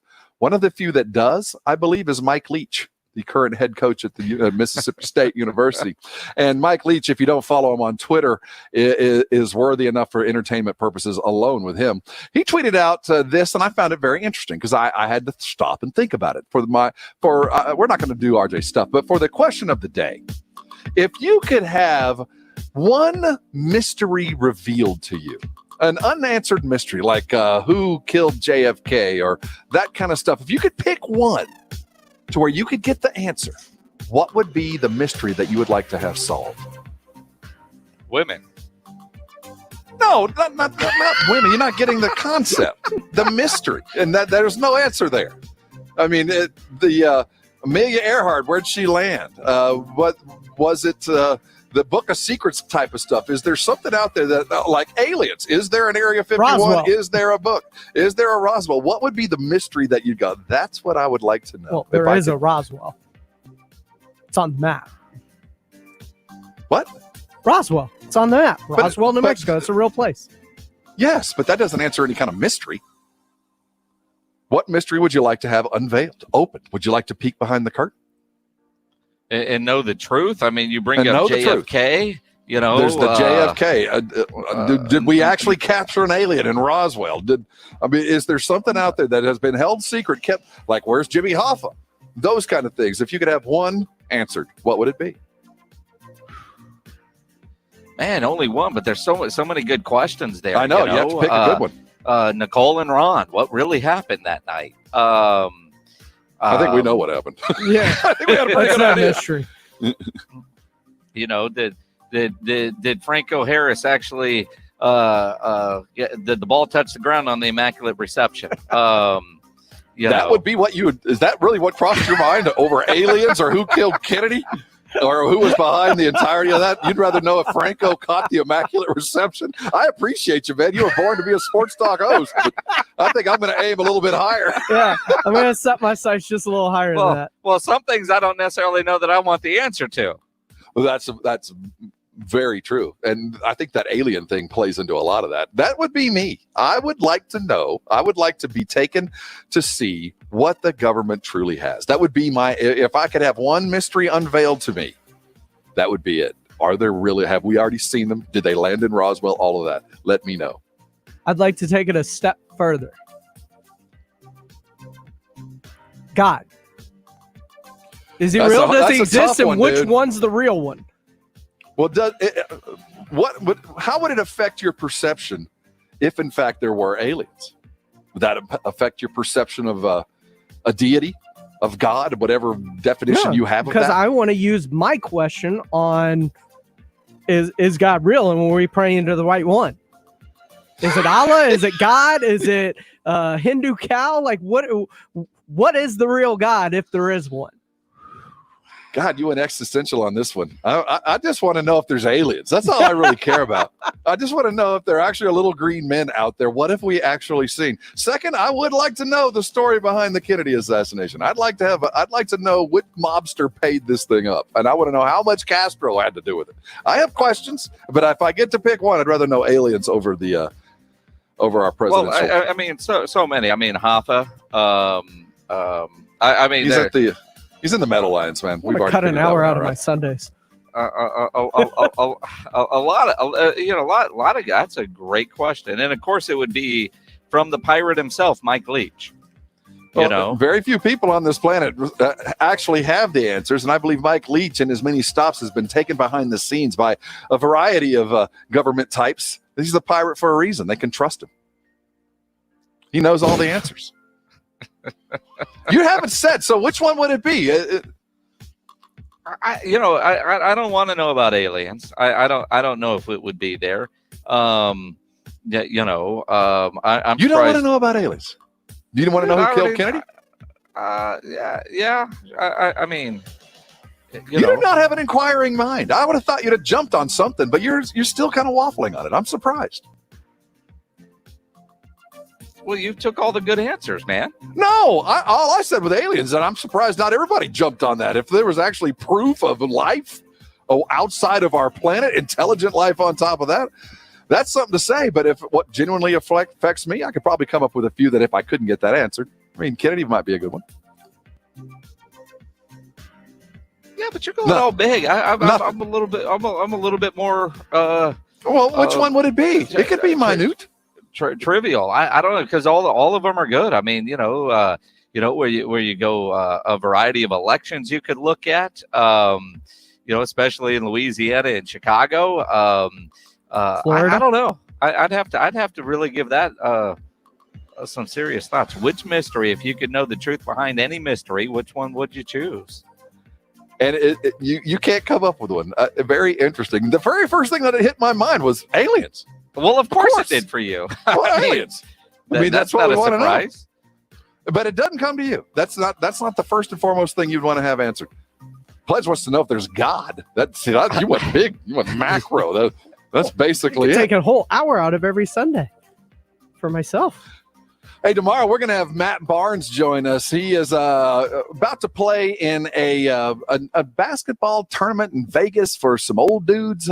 Matt Barnes, he has a podcast with Steven Jackson, which is going to be the crux of what we're going to talk about as the Black Lives Matter movement has moved on. Steven Jackson got a little clapback last week regarding Deshaun Jackson's tweet versus the Nazis. Matt's going to join us tomorrow. We're going to talk about the NBA. We'll talk about his long history and his thoughts on the future of the NBA as the Black Lives Matter movement really takes hold inside the bubble. Also, it's going to be an injury update tomorrow as well. We're going to have a lot of fun then. Stay cool over the next 21 hours because when we get back, we expect it to be about 103 when we get on air tomorrow. Thanks for hanging with us. Jason, say goodbye. Bye. Could the Spurs deal DeMar and LaMarcus this offseason? There's no need to hang on to two guys that, quite frankly, are only about 50% here anyway. I think LaMarcus is all in, but I don't think he would be upset in the least if he ended up landing back in Portland to kind of redeem that story and also be in a position to kind of maybe get a little bit further in the playoffs with a team that has some firepower. So I can see that happening, and I can certainly see DeMar just never really slowing the train down and just passing through San Antonio as long as he had to. No hard feelings. 1250 ESPN San Antonio and 94.5 FM. Work at home. Work out at home. Second period math at home. Date night at home. Lately, we're doing a lot more at home, which means we're doing a lot less driving. With pay-per-mile car insurance from Allstate, you get the same reliable coverage you'd expect.